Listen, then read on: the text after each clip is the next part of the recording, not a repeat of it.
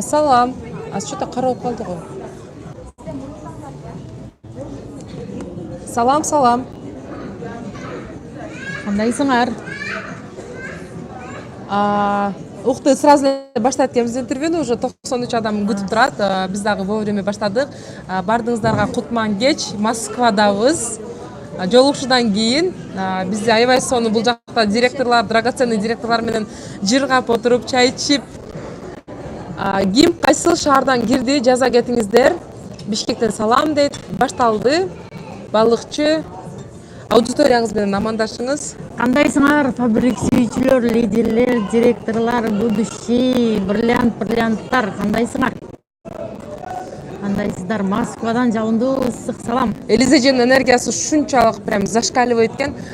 Мен жакындан эми прям таанышып жатамын, көбүрөөк. Азыр бирок интервьюда көбүрөөк таанышабыз.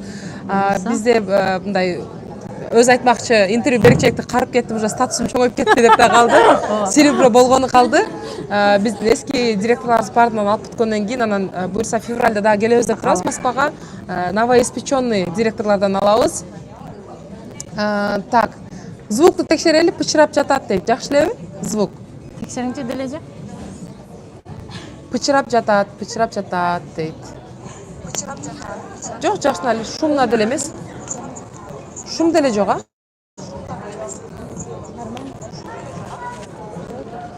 Пычырап жатат, чытырап жатат дейт. Бирок мына бул жактан текшерсек жакшы, эми текшеребиз. Жакшы эле дейт. Бар шум. Тунук эмес. Кандай болду? Бериңизчи. Көрүнгөнүнчү, көрүнгөн. Нормально, прекрасно. Бизден туп-тунук жакшы эле чыгып атат. Бизден туп-тунук жакшы эле чыгып атат. Сонун эле дейт. Анда эмесе биз баштайбыз. Жашыңыз, бала чакаңыз Москвада канча жылдан бери иштеп атасыз? Анан Фабиликке кандай жолдор менен келип калды? Кайсы шамал менен келип калдыңыз? Мени катуу шамал учурду дебейм. Мен Гайпердиева Элиза, 34 жаштамын.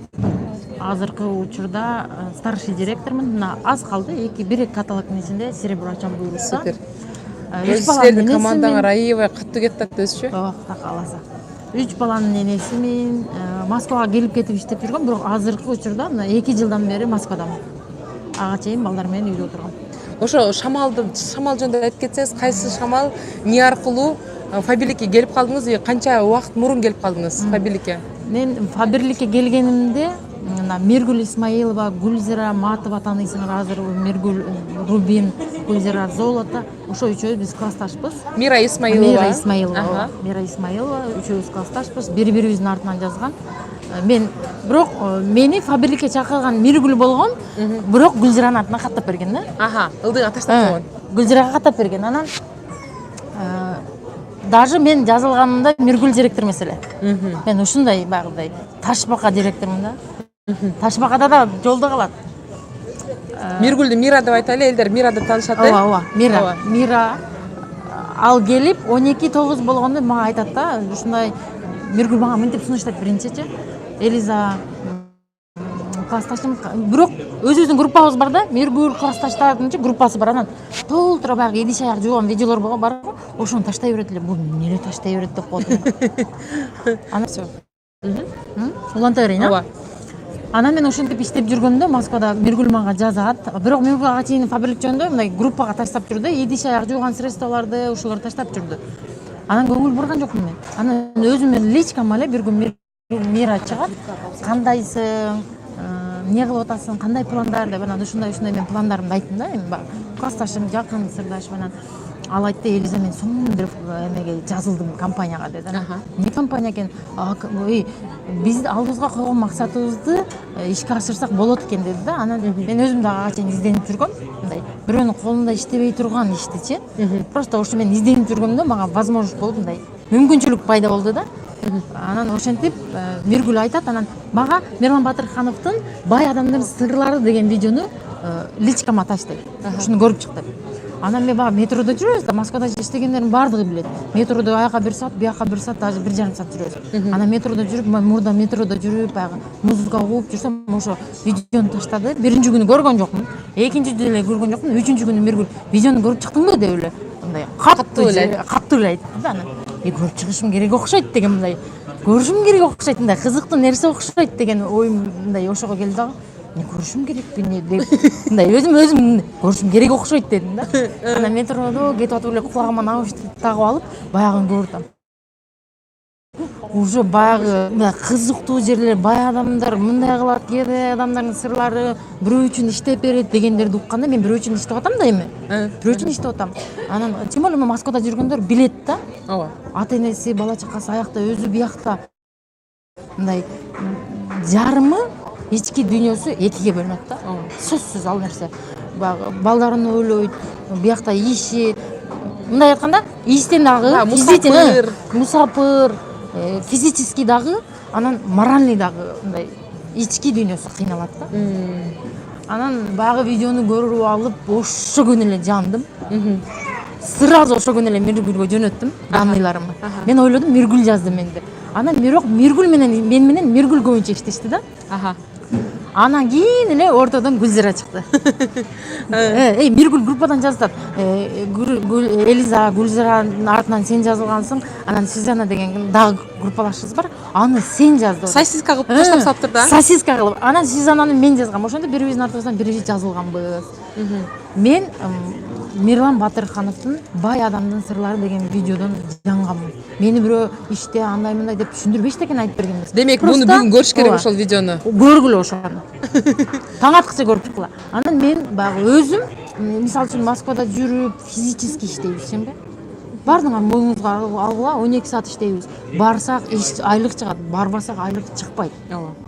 Bir günüz kalып kalsa dağı bayağı aylığınızı esepli koyuyorsun bu. 45 bin, 50 bin bolsa bir gün çıkmasa minus 2 bin minus болады айлықтанчы. Бардық адам ошо күнүнү эсептеп каалайбы, каалабайбы, ооруйбу сөзсүз чыгат.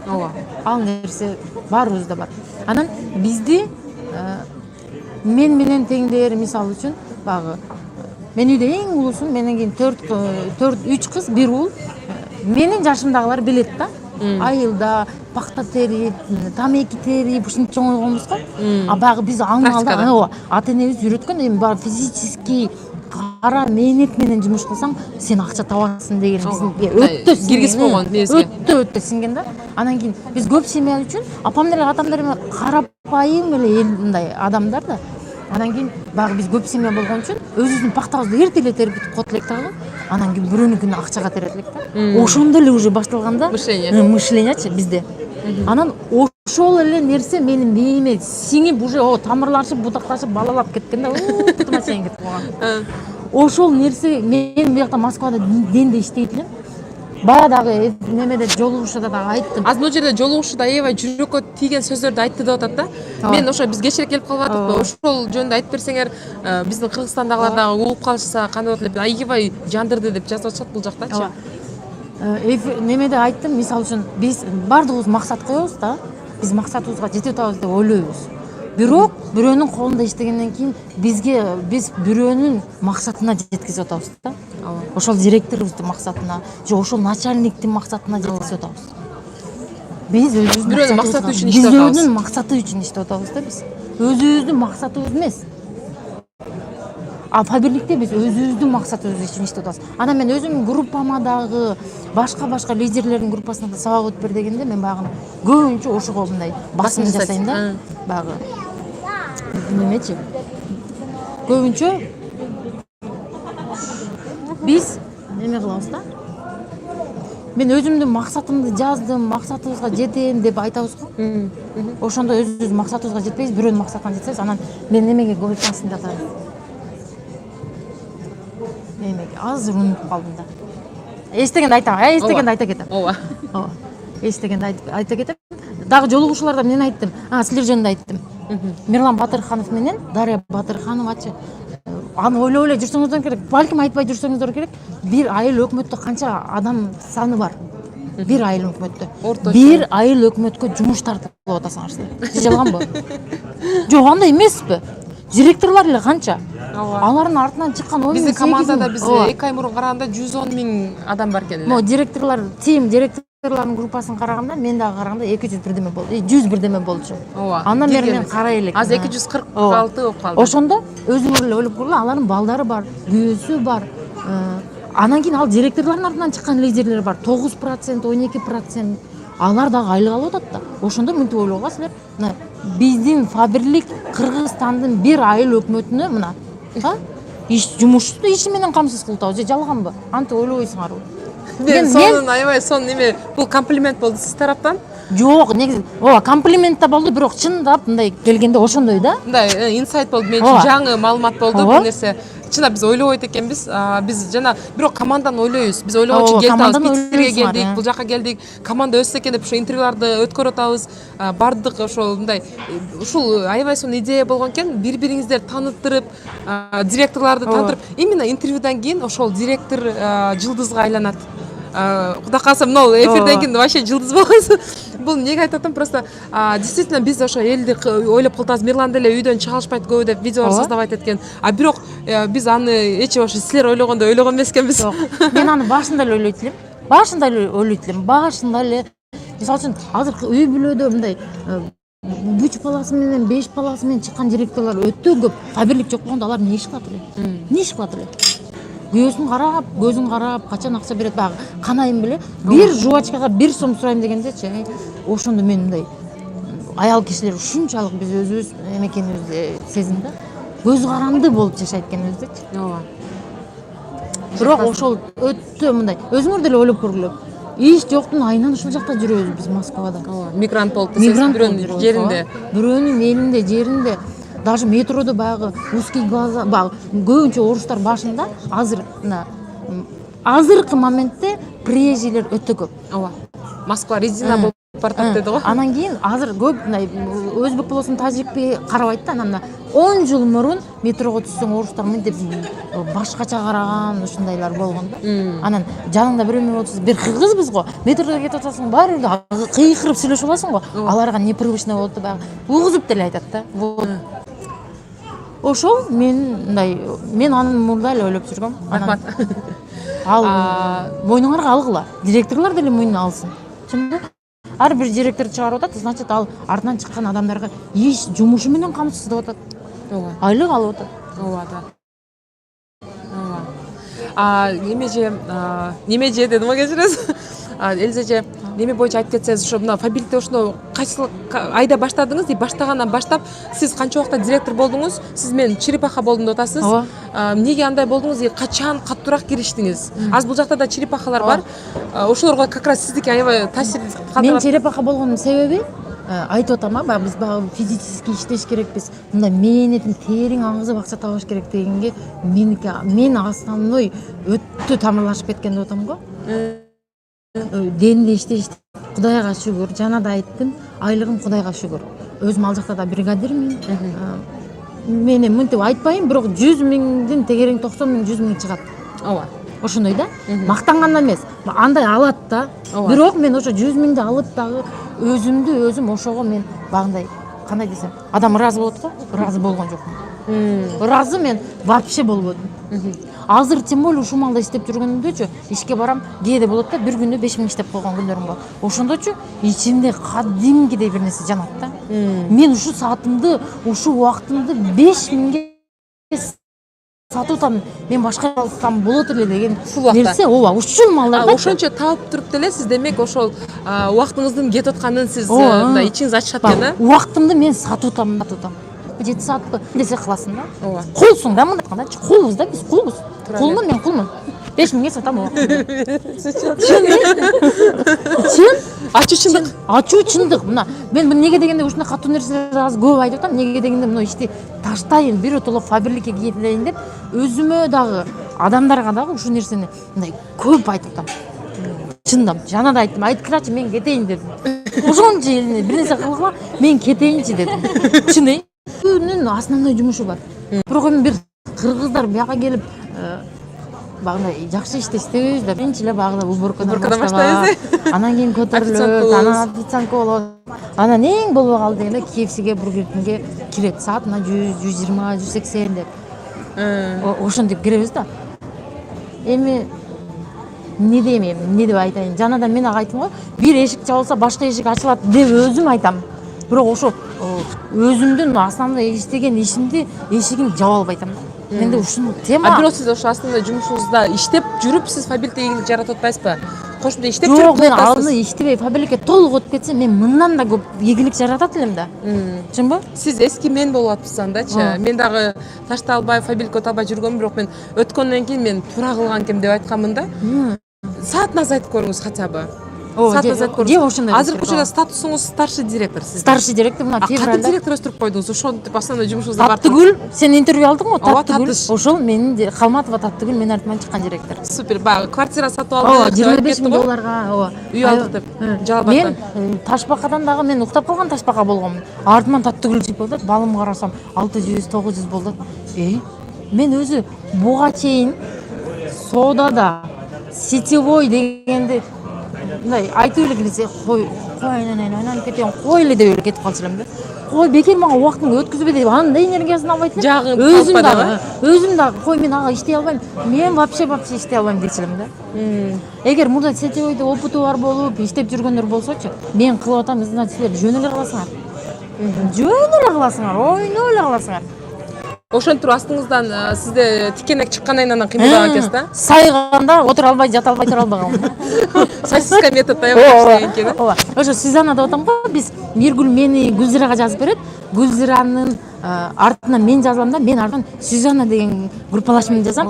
Сюзанна Таттыгүл деп келет.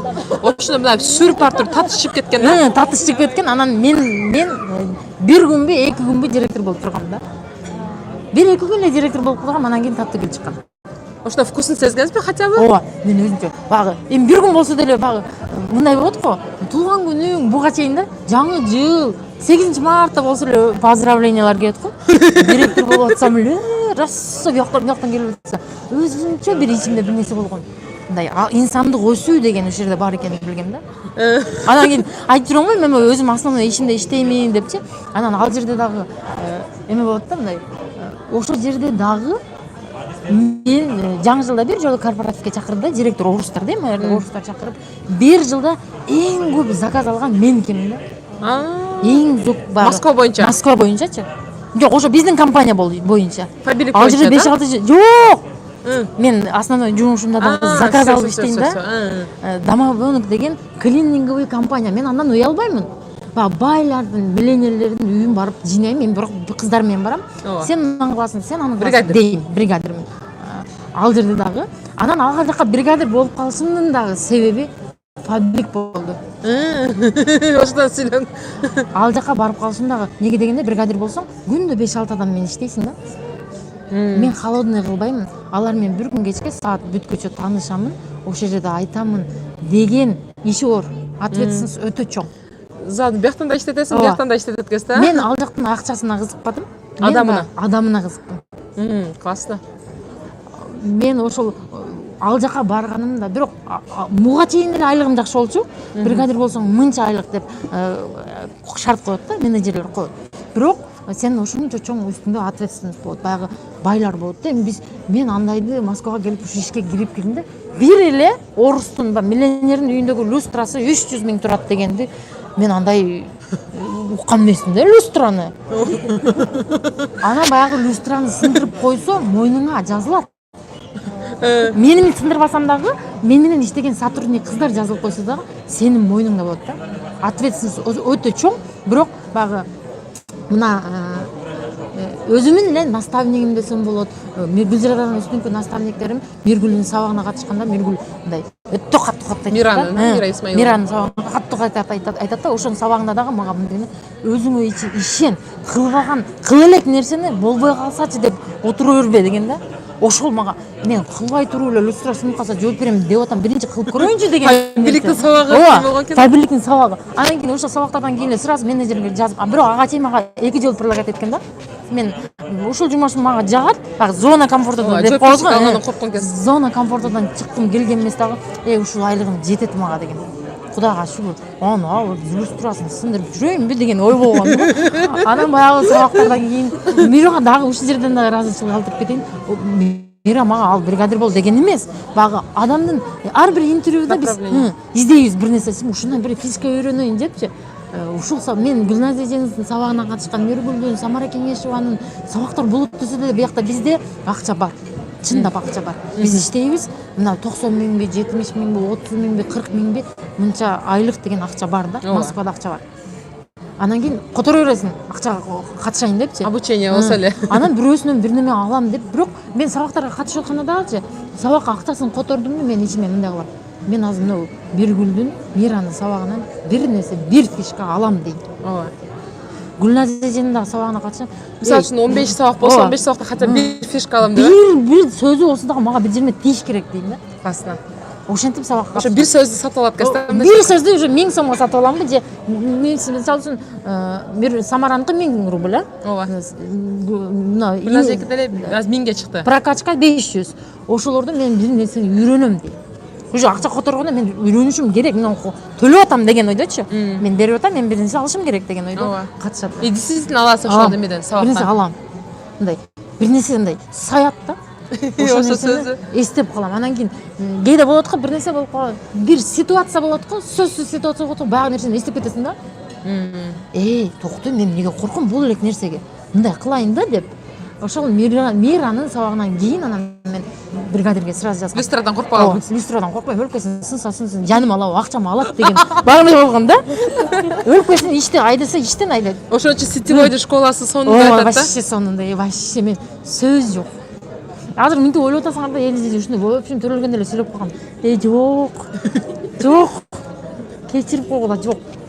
Багы айрыкчачы мындай жашоодо жашайт элең да, фабрикке чейин. Ишке барасың, келесиң, квартирада жашайсың да, өзүбүз квартиранттар бар. Даже квартиранттагы адамдар менен учурашпайсың го. Фабрикке келгенден кийин сабактарды угуп, даже квартиранттарыма ыраазычылык айтып калдым мен. Ушу квартиранттарыма ыраазымын, ушу мен менен жашап жүргөнүнө депчи. Ушундай болду. Бирок мен ошо ыраазычылык квартиранттарыма дажечи тааныбаган адам, метродогу адамдарга деле күлүп калдым. Силерге жалган мага чын. Анан неме деген, анан ошо сабактардан кийин китеп окуй баштадым да. Думай и богатейди окуп баштадым. Башка китептерди окуп баштадым. Анан Мира жөнөтөт эле, эме жок дегенде голосовой неме бар го. Бир голосовой неме бар эле. Аффирмация ассессия деп калган эмеспи? Жок. Голосовой книга, онлайн книга бар болчу, ошону ук дейт анан. Брайан Трейсилер. Ошону кулагыма салып алат элем да, угуп жүрөт элем, иште деле угуп алат элем. Анан ошондо айтат эле да, неме депчи. Өзүң сыйла, өзүңдү өзүң кара. Өзүңдү өзүң карабасаң сен эч ким карабайт деген көп эметет эле да. Анан кийин чындап эле элементарный мицеллярный воданы каяка колдонушту билбейт элем. Чын. Чын. Анан мен сиңдим бар. Көбүнчө ошо бир нерсе колдонсо, ал бетин арчып тазалап атса, ал кеткенден кийин барып туруп ошол жерден алып bunun бетин тазалайт деп тазалап койчу жүрөм.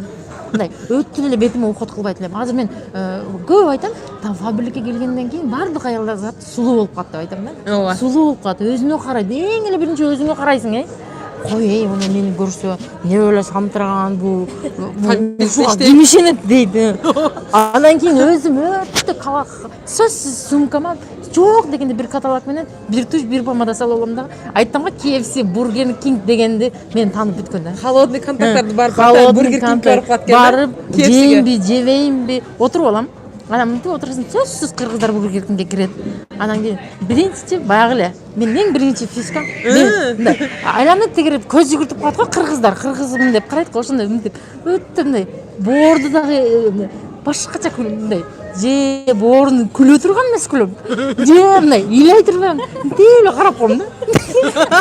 Баягы көз менен анан мени карайт алы. Анан кийин кичине отурам дагы, барып туруп биринчи кандай истейм дагы, күчүрө жашайсызбы дейм. Чоң болсо сиз дейм, жаш болсо ооба же жок дейт. Анан кийин мага квартира керек эле дейт. Кача квартира бар? Өзүм квартирам бар.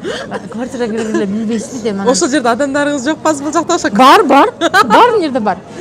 халоо демеген. Ошо KFCге барып жаздырган Тургениса деген кыз бар мына жерде. Ошол дагы ошо KFCден келген. Анан ошо квартираны сурайсыз анан? Квартираны сурайм, анан кийин жок эже мен бул жерде жашабайм, же болбосо бар дейт, анан кийин ошентип мындай эптеп сөздү эметем дагы анан Ошон үчүн күйөөңүз аферист экен да сиз. аферист дейт. Аферист дейт. Жок, ал андан аферист демейт. Ал анын темасы эсинче башка. Анан баягыны квартира сурайм.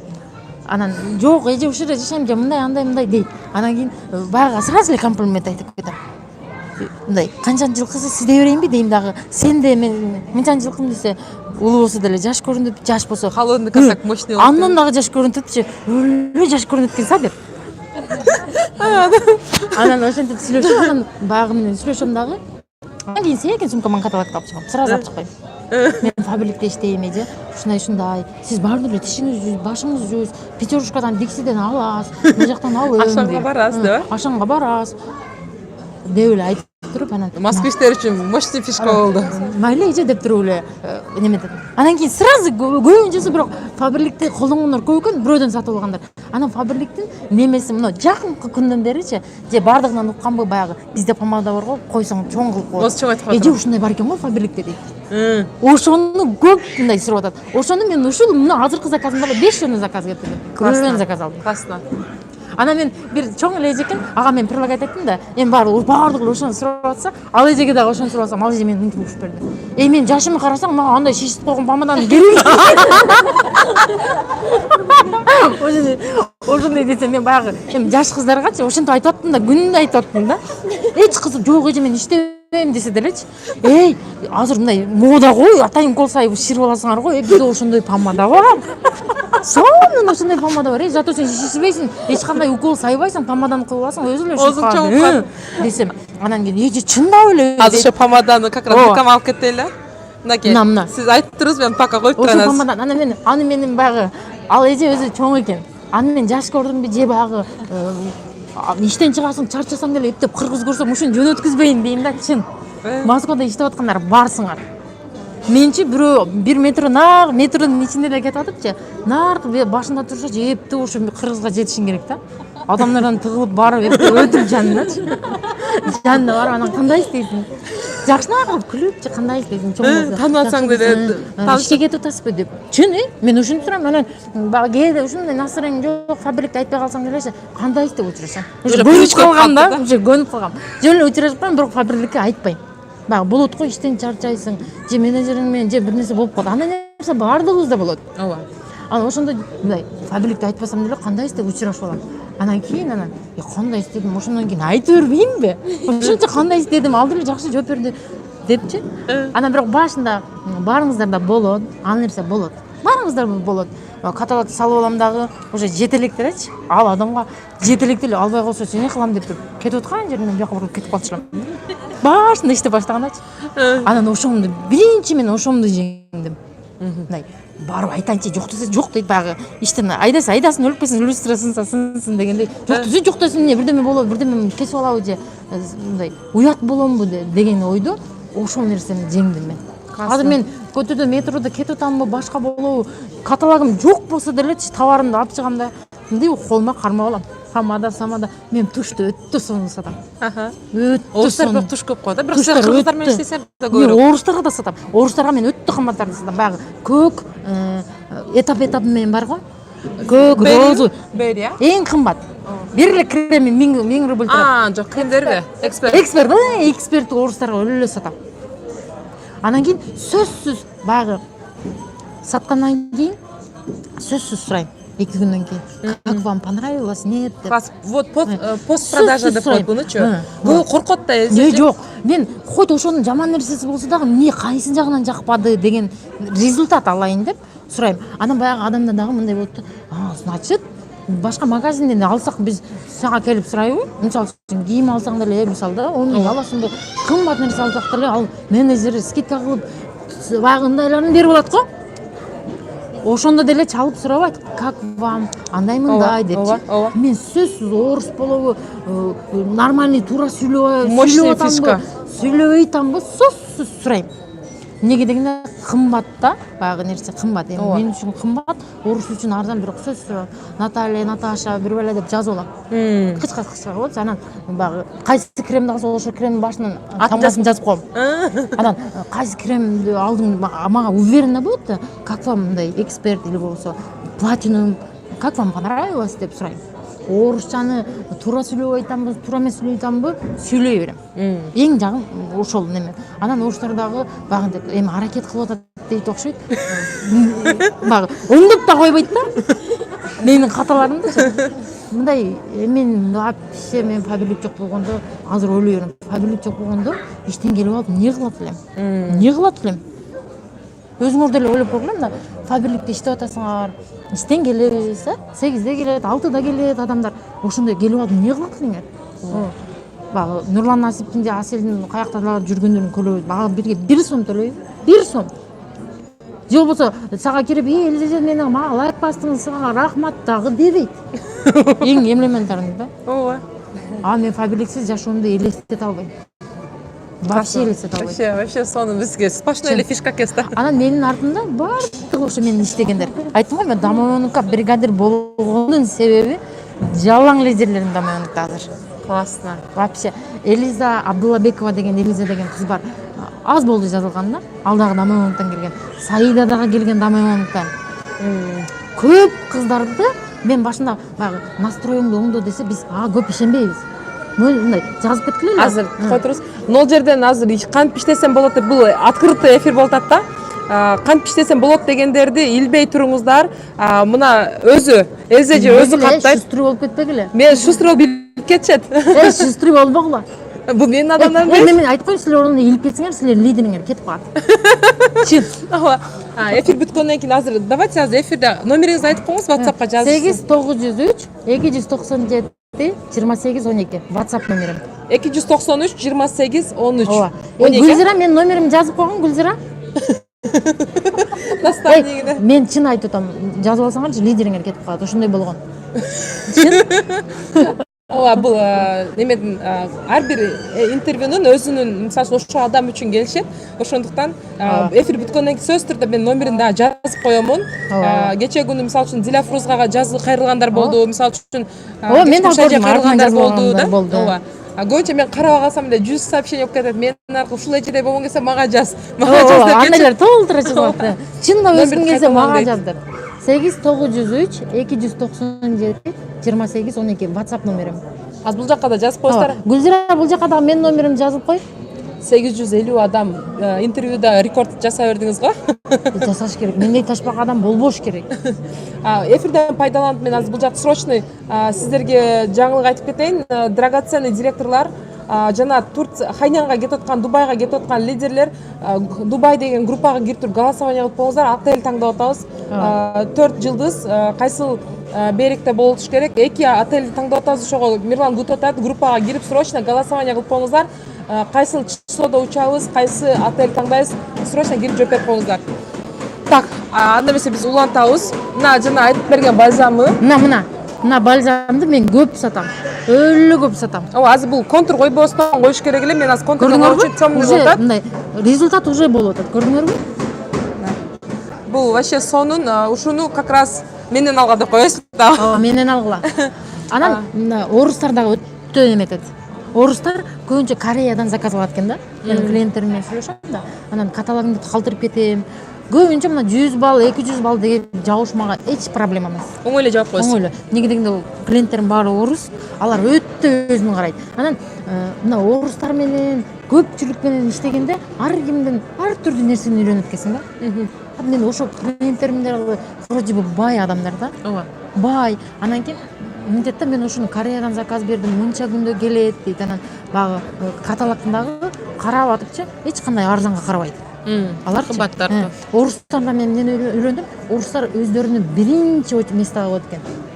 Биз биринчи местага балам, апам, атам, анан 10-чу же 9-чу же 8-чи деп. 1059. Артикул 1059. 1059, артикулу 1059. Приоритет боюнча да сабак өтөбүз го, өзүңдү биринчи орунга кой. Мисалы үчүн балаңды коюп алган менен сен балам деген менен күйөөң четте калып калат дагы, анан уже четтен башка жактан мамиле издеп баштайт депчи. Мисалы күйөө ата энем дегендер булар күйөөсү менен уруш жаңжал болуп атканы болушу мүмкүн.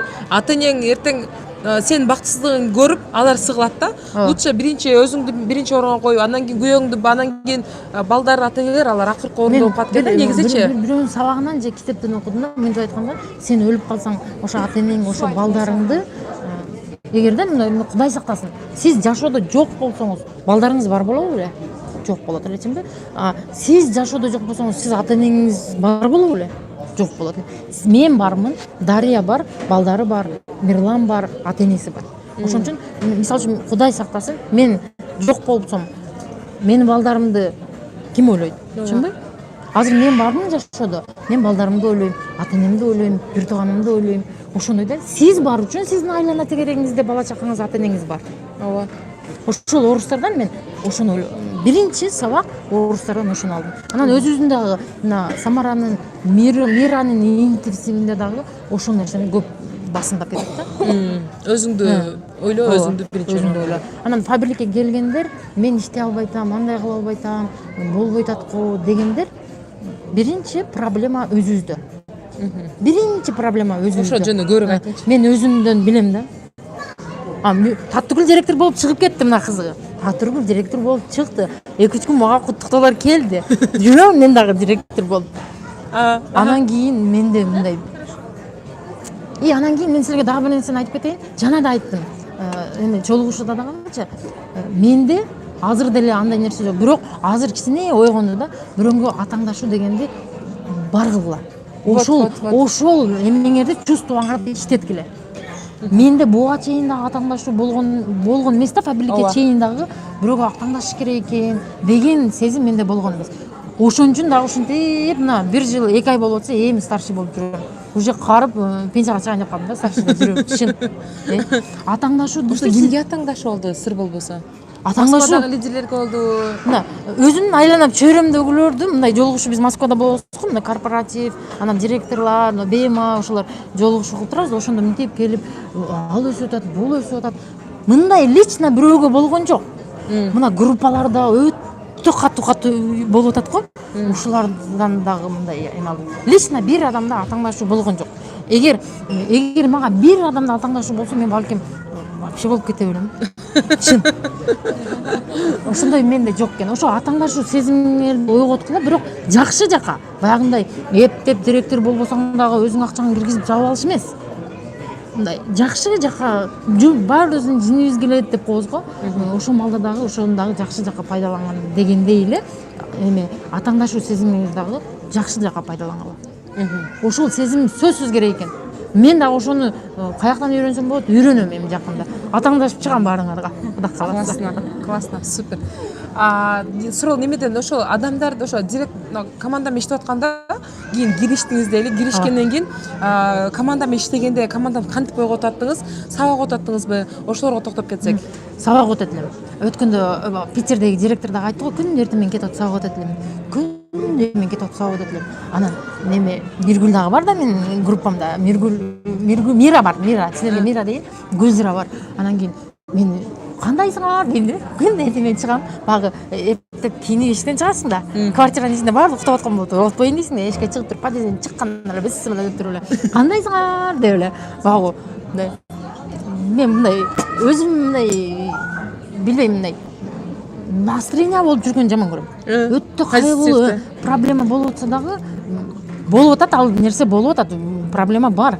Бирок мындай жакшыл жака ойгонот деген эле ойдо чечип коем да, башка нерсени күлүп жүрө бердим. Анан эшиктен чыгат элем, подъезден бисмилла деп чыккан эле, метрого чейин 10 минут да. Ооба. Чыккан эле. Зерикпей жетип калып келесиз да? Зерикпей бисмилла деп чыгып туруп эле, анан кандайсыңар, күчтүү директорлор, бриллианттар деп эле ушинтип жазып берет элем.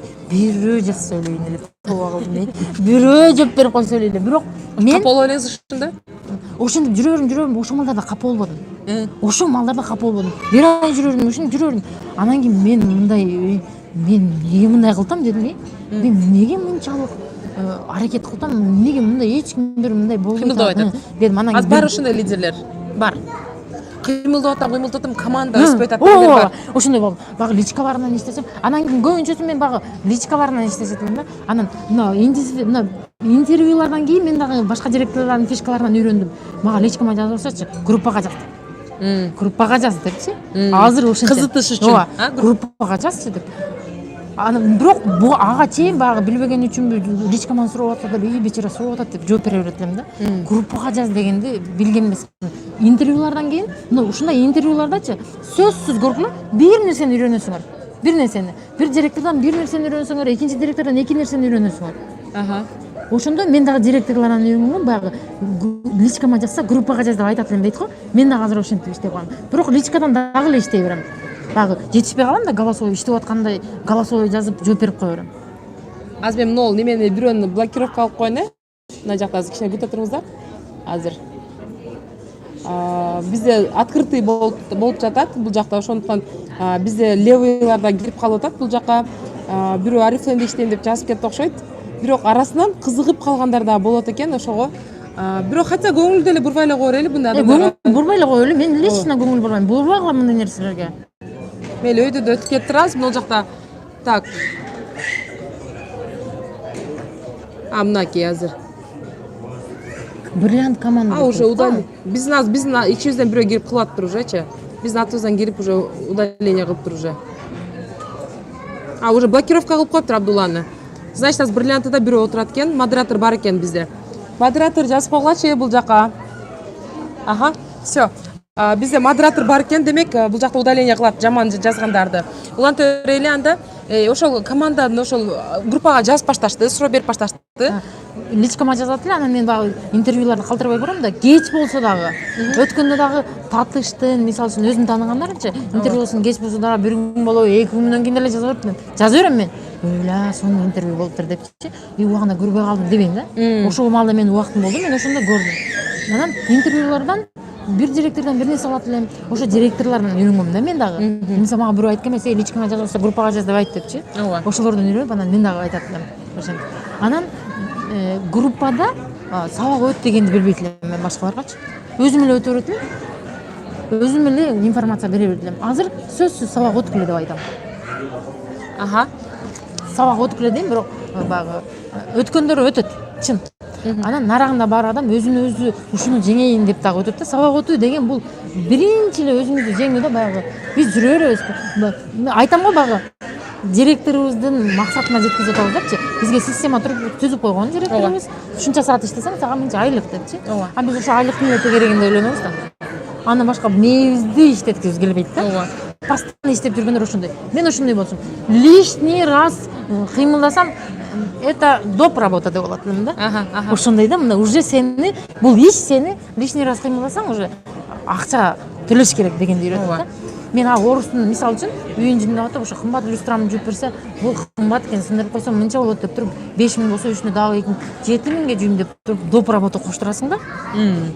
Бул жерде мен эмнени айтайын дедим эле. Мындай дополнительный работа коштуруп иштей, мындай коштурасың да уже аны. Фабриктечи доп работа коштуруш мындай коштурам дебейсиң, каалаган айлыгың бар. Ошол айлыктын тегерегинде ойлонбойсуң. Кааладыңбы 100 миңге чык. Чынбы? Же албай табы. Азыр ошо айлык сизде орточо канча чыгып атат айына чакканда дейли? 35 миң ушундай. Бул 21 күн сайын. 21 күн сайын. Анда эмесе бул сиздин айлыгыңыз 52 миң, 55 миң тегере болуп калат экен айына чыккандачы. Мен бирок мынтип ай сайын албайм. Чогулуп берет. Өтө неме көп алам. Бирок бир жолу Кыргызстанга барганда, сентябрда барганда, мен наставник Гүлзира аркылуу 130 миң алдым. Ким айтат? Кандай чувство болду ошондо? Анда дагы мындай болуп калды да. Багы мен Бишкекте турабыз да биз. Анан инемдин тоюна бардым. Гүлзира акча түштү, шотуңа десем түшө элек досум деди. Неге дегенде мен багы жакын карада жазып калдым да, алтын айжегечи. Анан мен Бишкекке келе бергенден кийин анын шотуна түштү да. Мен эге ошону өзүм колум менен алганда анда вообще сезим болмок да. Гүлзира мага которду. Бул жактан банктан кетсер да. Гүлзира мындай которду да. Анан азыр Гүлзира алып берген үчүн Гүлзиранын шотунда менин акчам бар. Наставник кылуу чогулуп да. Наставник. Пока ИП ача элек экенсиз. Мен ИП ачканда мен өзүм алам. Бирок мындай болот экен. Адамдардачы Мыктыбек Арстанбековдун немесине каналына подписка болгон да. Ошондой немелерди алдагы өтө мотивационный немелерди берет го. Ошондо Мыктыбек, эми ал Мыктыбек Арстанбеков да, мен эмес. Ошол прямой эфирде турат да, анан кийин ушинтип иштегиле деп эле алдагы айтып атат да. Айтып атса, наракта ушинтип сиздерге окшоп прямойдон чыгып мындай деп атат. Сиз эмне кылдыңыз деген суроо берип атат да ага. Адамдар биздин результатыбызды көрүп келет экен. ооба. Значит, Мыктыбек Арыстанбековдон сиз не кылдыңыз эле деп сурап аткандан кийин, эми сен мени бизнесиме чакырып атасың, сен мага эмне үйрөтө аласың деген да ал. Ооба. Ошондой. Эгер сиз бирөөнү чакырып атсаңыз, сиз ошол адамга сиз результатыңызды көрүп келет экен. Мен ошондо байкадым. Ооба. Эгер ошол адамдан сурап аткандан кийин менден жөн эле сурайт да, мындай сурабаса дагы бул мага эмне үйрөтө алат деген адамда ой болот.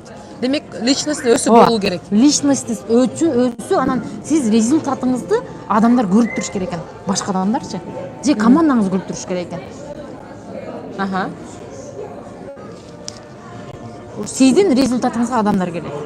Менин результатыма келип атат, чынбы? Силердин результатыңарга фабрик ушинтип келип атат. Ал Мыктыбек Арыстанбековдон сурагандан кийин мен анда өлдү дедим да. Өлдү анда дедим. Ар бирибиздин результатыбызга келет адамдар. Бул жакта жок, бул давайте көңүл бурбайбыз. Көңүл бурбайлы. Жаза берсин, не дерсин. Баары жаза берет. Сөзсүз жазуулар болот. Болот, ал нерсе болбосо кызыксыз болуп калат. Ооба. Спор кылбаңыздар, ошол бойдон всё, калп өтүп кете берсин. Ага, андан көрө сиздер ошондой жаздыңыздар, позитив көп жазып коюңуздар, өйдө өскөрүп салат. Глубинаңыздамын деп сага же мага жазып атат. Силерде болуш керек. Элиза WhatsApp номерин берчи дейт. WhatsApp номерин берди. WhatsApp номерин жазып койчу, Гүлзира. Элиза ким бар? Жипареже жазып коңчу. Ооба. Дальше неме кылабыз? Дальше улайбыз. Неме боюнча сүйлөшүп кетели. Сиздин оюңузча лидер адам бул кандай болуш керек? Азыр биздин иште лидер болгон адам гана ийгиликтер жаратып атат. Лидер болуу үчүн эмнелерди кылыш керек и кандай позицияда болуш керек? Лидер адам эң биринчи жөнөкөй болуш керек. Мындай жасалма жок болуш керек. Эч кандай жасалма, кандай мисалы үчүн жай сүйлөйбү, акырын сүйлөйбү, ошондой лидерлерибиз бар да. Ооба. Акырын сүйлөйбү, кандай болгондо да эң жөнөкөй болуш керек. Азыр биздин адамдарчы, баягы биздин мындай кыргыз элим, кыргыз калдыкым деймби, кандай десем, мындай жөнөкөйлүккө алдана берип адамдарданчы.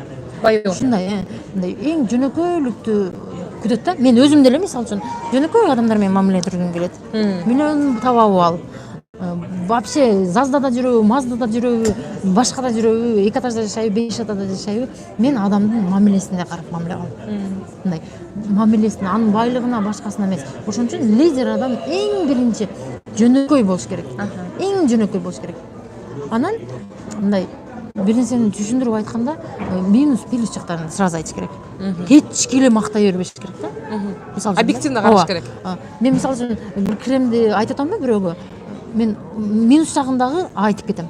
Минус жагы бар да, любой нерсенин, чынбы? Мында фаберликтен мындай товарларды чындап жакшы. Бирок багы жакпай калды деп атат го. Ошолор балким бетине, өзүнүн бетине, чынбы? Өзүнүн чачыны туура эмес болуп калат да, жакпады деп. Ошону дагы биз багы көп эле өткөн жакын эле болду. Мен фаберликтин кремин алып колдонгонмун. 1,5 миңге алганмын. Анан мага мындай болду дейт да. Ооба. Мен ошону ал эжем мага раса жаман сөздөр сүйлөп атат, мен бирок ага жакшына күлүп эле жооп берем. Эже сиз бетиңиз майлуудур, сухойдур, сиз туура эмес тандап алгандырсыз депчи. Анан мен эгер ошо жакпаса жакпады, мен сага акчаны кайтарып бербейм деп кетип калсам болот эле да. Эми алдың да сен, эч жерде возврат жок, тем более ачып койгондон кийин деп. Мен антпедим, бирок ошол эже кийин жазды да өзү. Мамиле. Мамиле да. Бул мамиле. Эже сиздер мына ушул фабрикте кыйынчылыктар, кандай кыйынчылыктар болду? И ошо кыйынчылыктарда кетип калгыңыз келген учур болду, таштап салгыңыз келген учур болду ошол учурларда? Сонун суроо болду. Мен фабрикке дагы бир жолу азыркы учурда ушул отурган деңгээлимде кетип калбаганыма ыраазы болом. Кетип кала турган нерселер менде өтө көп болгон. Өтө көп болгон. Даже өзүм дагы мындай шайыр андай адамдар деп коебузго, фабриктечи өтө боорукер адамдар иштейт. Бар өзүңүздөрдөн биргиле. Мындай күлүп, жайнап сүйлөгөн менен ал адамдын мындай эмоциональный болобуз. Азыр мен өзүм айтып атып, өзүм бийлеп элем, бирок мындай болгон. Өтө жазып атам группаларга. Менин фишкам WhatsApp идиш аяк бытовойлордо. Любой төшөк-мөшөк, группа деген миллион менде. Баягы жок туруң, мында группалар бар, очередь, живая очередь дегенде. Ошол жака кирем дагы. Ошол жактан күнүнө 50-100 адамга жазам. 100 экенин билбей калбайм деп 1-2-3 деп адамдарды сохранить этип чыгам. аттарын жазбай эле 1 2 3 4 деп эле. Идиш аяктан келген болсо и деп туруп 1 деп жазам. И 1 и 2 деп. Аба же болсо Төшөк болсо төшөктөн Т келсе деп. Т 1 деп жазам. Сонун Ушинтип жазам, баягынтип жазып атам. Метродо же баягы Миргүл бирде айтат эле го, колум ооруп калды деп. Мына колум иштебей калат эле. Мында ойлойт элем, менин колум жакында иштебей калат окшойт деп. Ошентип мындай мен үчүн кылып атам да, аракет кылып атам, эч результат болбойт. Ошондо бирде ваннага кирип алып элем. Неге? Результат болбогондобу? Анын үстүнө мына эменде биздин эменде промоушнда жазып турат, күйөөбүз Африс деп. Күйөөм дагы башында күйөөмдүн друзьялары, менин күйөөм Бишкектен болот. Мындай орус мектепте окуган, орус да. Абрисевший. Мындай чистый орусча ойлонот да. Анан кийин анын друзьяларына кирип алып, анын аялдарына жазып атам, анан кийин анын күйөөлөрү уже Тимурга жаза баштады. Тима, ты чё, женаң совсем деди. Больная. Больная деди. Бир күнү окусам, больная, да, больная деп жазып коюптур. Анан ага дагы көңүл бурбадым мен. Анан кийин багы ички багы одноклассникке кирет элем, кимдин друзьясы 1000ден ашык болсочу, ошого кирет элем дагы бардыгына подписка болуп чыгат элем. Бардыгына болуп чыгат. Анан кийин башында мен саламатсызбы дейт элем да, сонун сунушум бар дейт элем.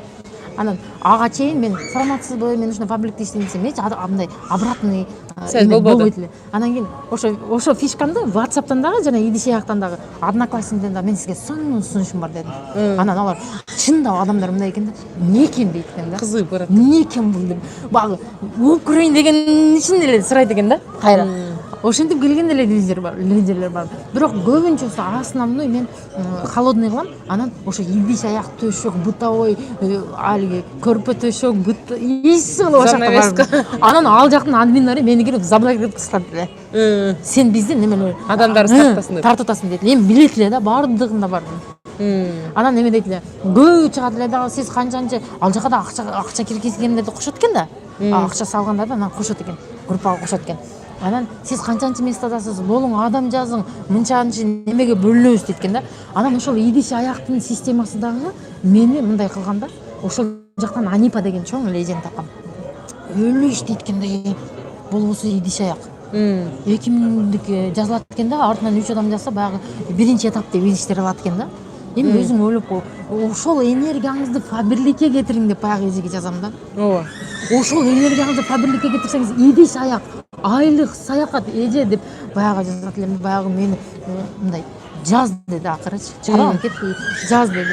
Бирок өтө жашы улуу эле эже экен. Мындай кандайсыңар кыздар, мынтейле, антейле, бизге бирок адам жазып бербейт депчи. Ошо мотивация кылып бизди командага сүйлөйт. Өлө мындай баягы эженин эмесин көрүп алып, өзүмчө суктанам да.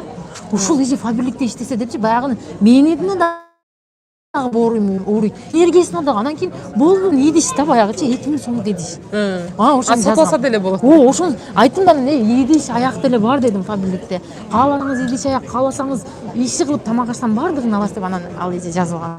Классно. Көп адамдарды мен WhatsApp'тан ошо идиш аяктан тапкам. Ошол фишканы биз көбүнчөсү баягы колдонот. Бирок мен только ошол жактан иштейм. Ал баягынтип 50 Сиздики өзүңүзчө турушуңуз менен фишка кесип айтам, баардык айткан сөзүңүз деле фишка болуп атат, кылган кыймылыңыз да фишка болуп атат. Жок, Дарья антейин дегенге Инстаграмды жакшы түшүнбөйм. Кирем, сиңдимен сурайм. Анан ал жактагылар карасаңар узун жазууда, анан бага ал оңой кыйын сезилет дагы, мен неме кылам? Анын көрүп личкаларына кирейин дагы ошол жактан жазайын дейчи. Анан ал Инстаграмга жазып коюп, мага ким жазат экен деп күтүрүп отурганды, мен үчүн ошол вариант оңой көрүндү да. Ар кимиз ар түрдүү жолдо иштейбиз го. Мага ошол вариант оңой көрүндү. Же болбосо мен ошо готовый контакттар чоң эле. Лидерлерди таап калдым дагы, мен ушинтип табабын деп ойлодум. Анан кийинчи мындай болот. Мен ошол адамдарга сунуш жасап атканда элечи, бардыгы жок дей берет го. Бардыгы жок дей берсечи, мен мындай ойлоп жазат элем да. Мен табам. Анан менде мындай болот эле. Мага окшоп, бирөөнүн колунда иштеп, өзүмдүн бизнесимди курам деген адам бар. Кантип жок? Кантип жок деп баягы адамдарга жаза бердим.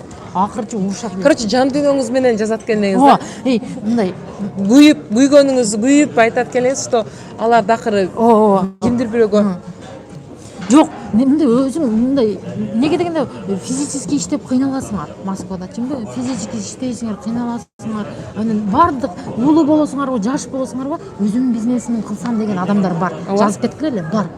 40-ка чыгабы, 20-га чыгабы, 25-ке чыгабы, менин өзүмдүн бизнесим болсун деген адамдар бар да. Мен ошентип ойлойт элем. Мага окшогон адамдар бар. Мен ошону табайын деген неме болот эле да.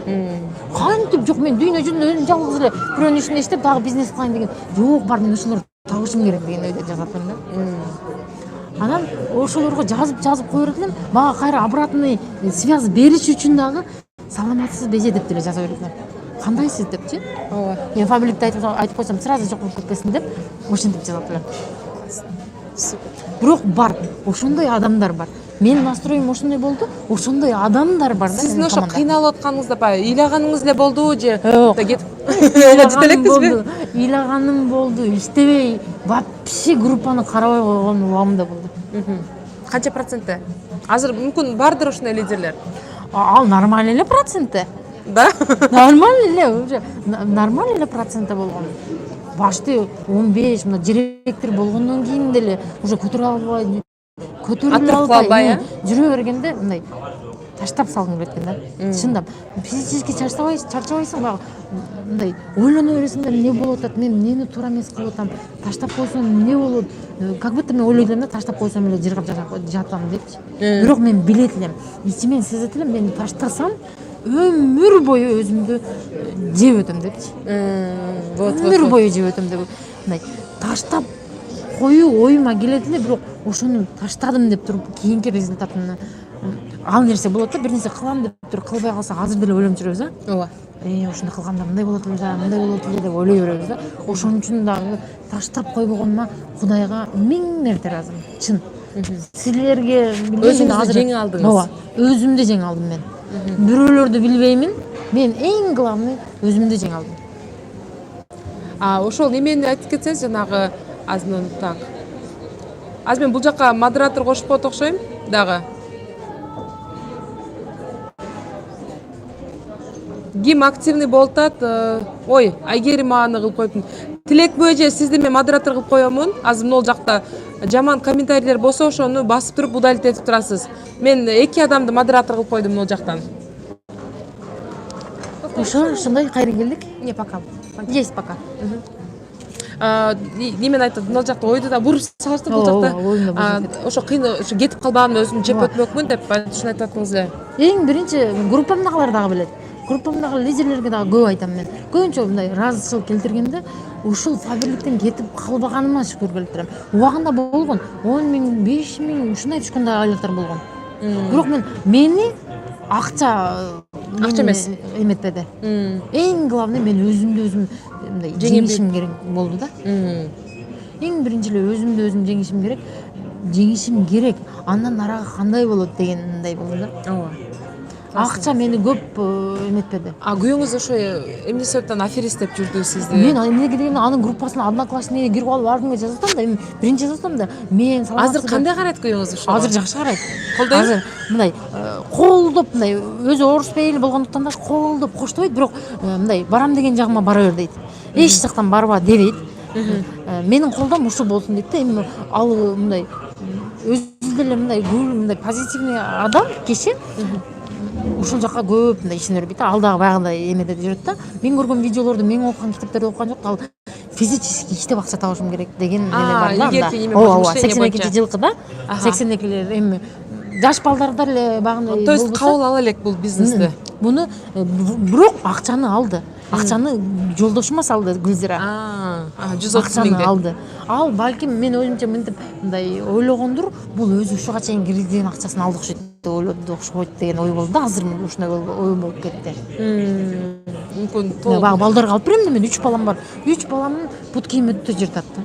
Ала берем, 2 айда 2 жолдон ала берем, балким тез алып берем же ошо багы ушунча скидка болду деп ойлоду же ушундай сезим болду, билбейм. Бирок мындай барам деген жагыма бар дейт. Эч жок дебейт. Сен каалап атасың да, өзүң каалап иштебе. Эми мени мага тийбе дейт да. Мени жүр бас дебейт. Классно. Вообще сон. Мына азыр ошо старший болдуңуз, уже серебро болгон тураса. Кудай кааласа серебро. Кайсыл региондордо командаңыз бар? В основном кайсыл шаарлар менен иштеп атасыз или Москва менен Кыргызстан менен элеби кайсы жерлерде бар ошол адамдар менен азыркы учурда кантип иш алып барып атасыз? Менин эң командам в основном Москвада, анан Якутияда бар. Якутияда бар, лидерим бар. Өткөндө каталогто 9-га чыкты. Анын сиңдилери Москвада иштейт. Анан эң немеси Кыргызстанда болобу, Москвада болобу, башка шаарда болобу, Москвада лидерлериң барбы деп сразу сурайм. Жаңы жазылса дагы, башка болсо дагы тааныштарың барбы деп сурайм. Анан мен багы эң багысы телефондо эмес, барып лично эмени көп кылам. Жолугушууну. Бир адам болсо дагы, метродон болсо дагычы барып жолугушуп, анан бир каталог керек болсо деле ошону апарып бере берем. Караңыздар, бизде Кыргызстанда жашап туруп лидер менен жолукпай жаткан лидерлер мынакей үлгү кылсаңыздар болот. Метродо мен Москвада передвигаться эткенге аябай көп убакыт кетет. Бир жактан бир жакка барганга бир саат кетип калат. 1 саат кетет. Өзгөнгө баргандай эле болсуң да, оштон. Ошондой. Ошолор менен жолугасыз демек. Ал лидерим Кыргызстанда болсо дагы, мына жазылды эле кече десе, ошого жазам мен. Демек бул сизге не важно, ошо командаңыз лидериңиздин адамына да жазып бересиз. Ал элже мындай болду, ушул Москвада эле жазы элек болсо дагы номерин берет да. Сүйлөшүп коюңчу, сиз түшүндүрүп бериңчи дейт. Анан мен түшүндүрөм дагы, ал контакттар номерлерин мага жөнөтөт да, багы аты фамилиясын. Анан мен баягы лидерге жөнөтөм. Мына, кимдин атасын каттасаң, катта бол. Даярдап бересиз. Демек, ошо сүйлөшкөндө эмнелерди сүйлөшөсүз ошо лидер менен, жаңы катталып Анан биринчи баягы башында мен деле билбедим. Баягы анын өзүм неудобный положениеде болуп калдым да, багы атын сурабай эле чалып алып, кандай иштеп туруп, эмне дешимди билбей. Анан кийин жазса лидерим, элже менен сүйлөшүп коюңчу десе, атын жаз дейм. Ооба. Аты менен кайрылсаң ширин угат да. Анан атын жазам, анан сразу эле Москвадасызбы, каердесиз, мен Москвадамын дейм. Анан ошентип, анан баягы неме куруп кетем. Окшоштук издеп туруп, окшош издеп туруп, анан каерде иштейсиз? Анан мен иштеген компанияга дагы тажик, өзбек бардык нассадан бар да. Анан менин немем дагы Фаберликке келип, Фаберликке чейинби өзү мындай баягы метродо жүргөндө кандай десем, боорум ачыйт эле. Анан метронун алдында терминал бар го, Дарья, сен да билесиң, метрого киргенде терминал бар. Немеңди тигизип өтөсүң. Ошол жерде кыргыз эркек болобу, аял болобу туруп калса, барам да. Фабрикке чейин эле ал нерсем бар эле. Проездиңиз жокпу депчи. Анан жок дейт. Кээ биркилер жок, бирөөнү күтүп турам дейт. Анан жаш кыздар уялат. Анан баягычы бир айга безлимит алабыз го, бир адам өткөндөн кийин 7 мүнөт күтүш керек. Анан көбүнчөсү ошондой болот. Мен бирөөнү өткөзүрдүм эле, күтүп турат элем дейт да. Анан кийин анан мен ойлойм да, эми болбосо мен өткөзүрөйүн деген ойдочу. Ооба. Ошол менин характерим дагы көп неме кылды. Анан баягы эжелер менен дагы бир эже болду, Сокольники метродо эле, метронун алдында турат, чоң сумкалар бар экен. Баягы эже мындай жүдө чарчап турганын билдим да, көрдүм. Анан бардым, өтүп кеттим. Шашылып атам, өтүп кеттим. Баягы жүрөгүм чыдабай кара келди. Кандай сезим, эмне болду? Проездиңиз жокпу? Өткөзүп коеюнбу десем, бирөө келиш керек эле, жарым сааттан бери турам. Жок деди. Анан чалбайсызбы десем, телефонум жок деди. Анан кийин мен телефонуман чалдым, анан канча мүнөттө барасыз, кетип, эмне жерде турат деп бардыгын айтып, анан кеттим. Ошондо дагы бар. Ичимде өзүмчө бир нерсе болот да.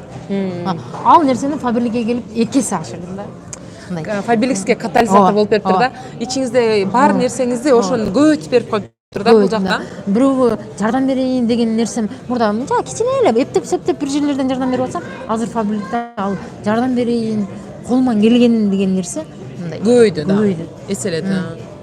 С удовольствием мындай жан дилиң менен жардам бересиң да азырчы. Чынбы? Фабрикте иштеп аткан артындагы командаң өссүн дейсиң. Анан кайсы бир иште, мисалы үчүн мен деле мына иштеп атам, айлыгым жакшы деп атам. Ошо директорум мага келип, Элиза, орус болсо да, мындай аты фамилия менен кайрылат мага. Максатың барбы? Максатыңды жаз деп. Сиздерде болду ошондой? Сен де Фаберликке чейин дебейт да. Вот миллион акча төлөйбү? Максатың барбы? Сен максатыңа жеткен аракет кылайын, жардам берейин сенин максатыңа деп айтпайт. Эч ким айтпайт. Эч ким. Мына мен иштеп атам, ошондой жакшы, эң мыкты жыл боюнча заказды көп алдым деп эле мактап койду. 2000 премия берген жок. Просто мени мактап койду. Алардын немеси мени дагы мактап койсом дагы иштейсиң деген болду да. Система ошондой да. Просто элдин алдына чыгарып туруп мени грамота берип койду. Багындай грамотасы дагы эмедей. Билет, Дамамкта иштегендер болсо билет.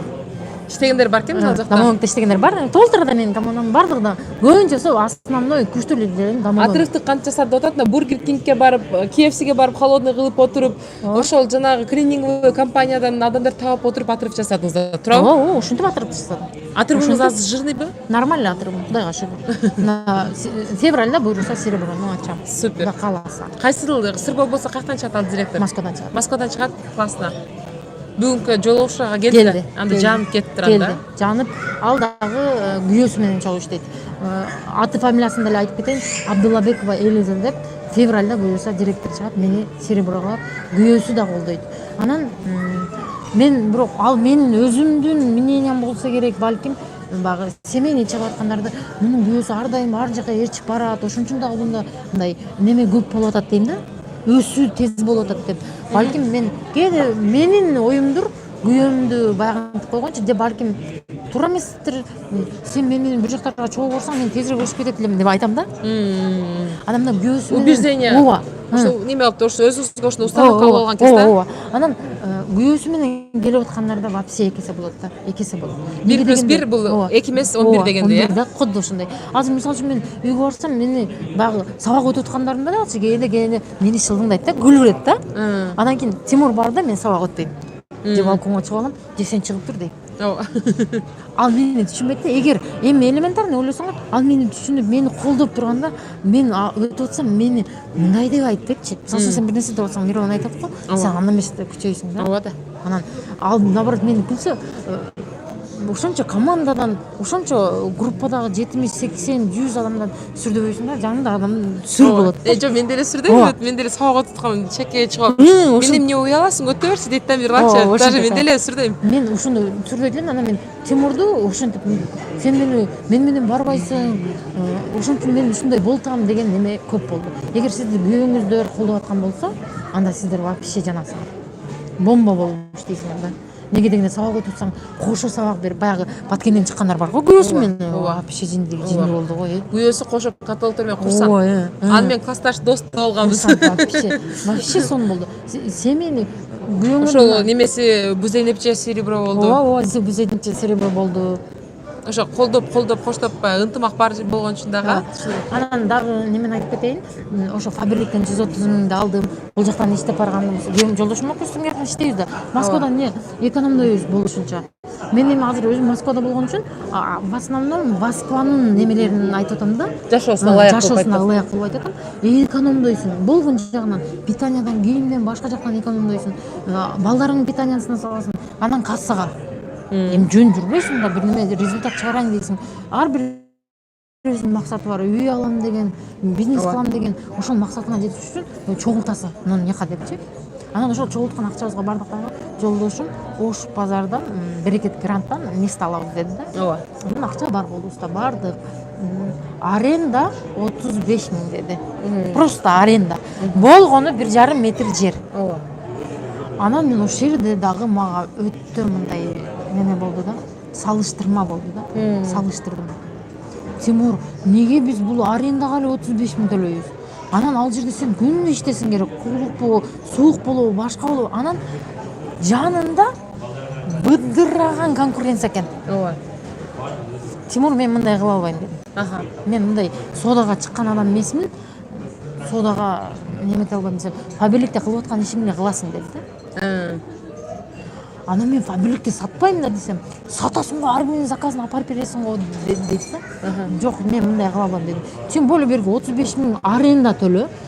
500-600 миң деп, эми 500-600 миң деп эмес.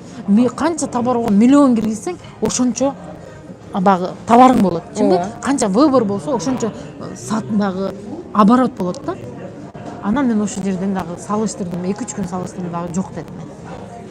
Менин фабрикке, балким фабрикке келбегенде давай кылайлы өзүбүз үчүн, майли 35 миң, 70 миң чыкса 35 миң өзүбүздүн пайдабыз экен дегенде дагы 35 миң пайдаң болгондо дагы жейсиң, ичесиң, башка болот да. Ооба. Конечно. Балдарың жейт, ичет дегенде. Азыр мен фабрикте саткан жокмун. Аренда төлөп аткан жоксуз. Аренда төлөндү, жоктун. Бирок нормально оборот жасап атасыз. Ооба. Аренда төлөп атабыз. мен лидерлериме мурда мынтип көп айтышым. Сен мисалы үчүн фабрикте аренда төлөп атасың, 50 балл жагыш үчүн. 50 баллды 5 миңге жөн эле берип, мен 35 миңге жөн эле арендага берсем, ооба, бул жак товар. 5 миңге товар алып атасың. Ооба да. 5 миңге канча нерсе келбейт. Мен мына кийип турган рубашкасы фаберлик. Фаберлик. Колготкем фаберлик. Бул ботильондорубуз фаберлик, бүгүн фаберлик болуп эле кийинип келдик. Көтөргөн сумкабыз фаберлик, бул жакта. Сумка фаберлик. Фаберликтен эле кийинем мен. Анан неме анан дагы кроссовкалар чыкты го, ак, кызыл, ошонун эле саттым да мен. Москвада жеңил. Москвада иштеген өтө сонун. Бул жерде кийим заказ кылсаң 3 күндө эле келип калат. 3 күндө эле келет. Возвратка дагы можно. Классно. Вообще сонун. Биз мен бонустарым Фаберлик клуб 1750 болуп кеттир да. Чогулуп кеттир. Анан Питерде отуруп алып заказ кылып баштадым. Бардык товар в наличии да. Мирланга макас алдым. Эмеден экинчи кызыма 2 обувь алдым, балама 1 ботинка, 1 кроссовка, бардыгы 1 рубльдан чыкты да.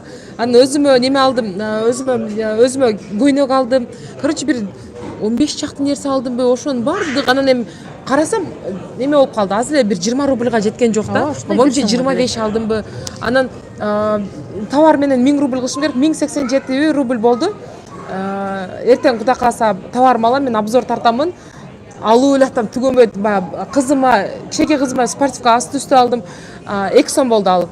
Балама алдым спортивка асты үстү, пуловер алдым. Ошол спортивкаларды мен балдарыма катар-катар алып берем. 1 сомдон келет экен. Катар-катар алып берем.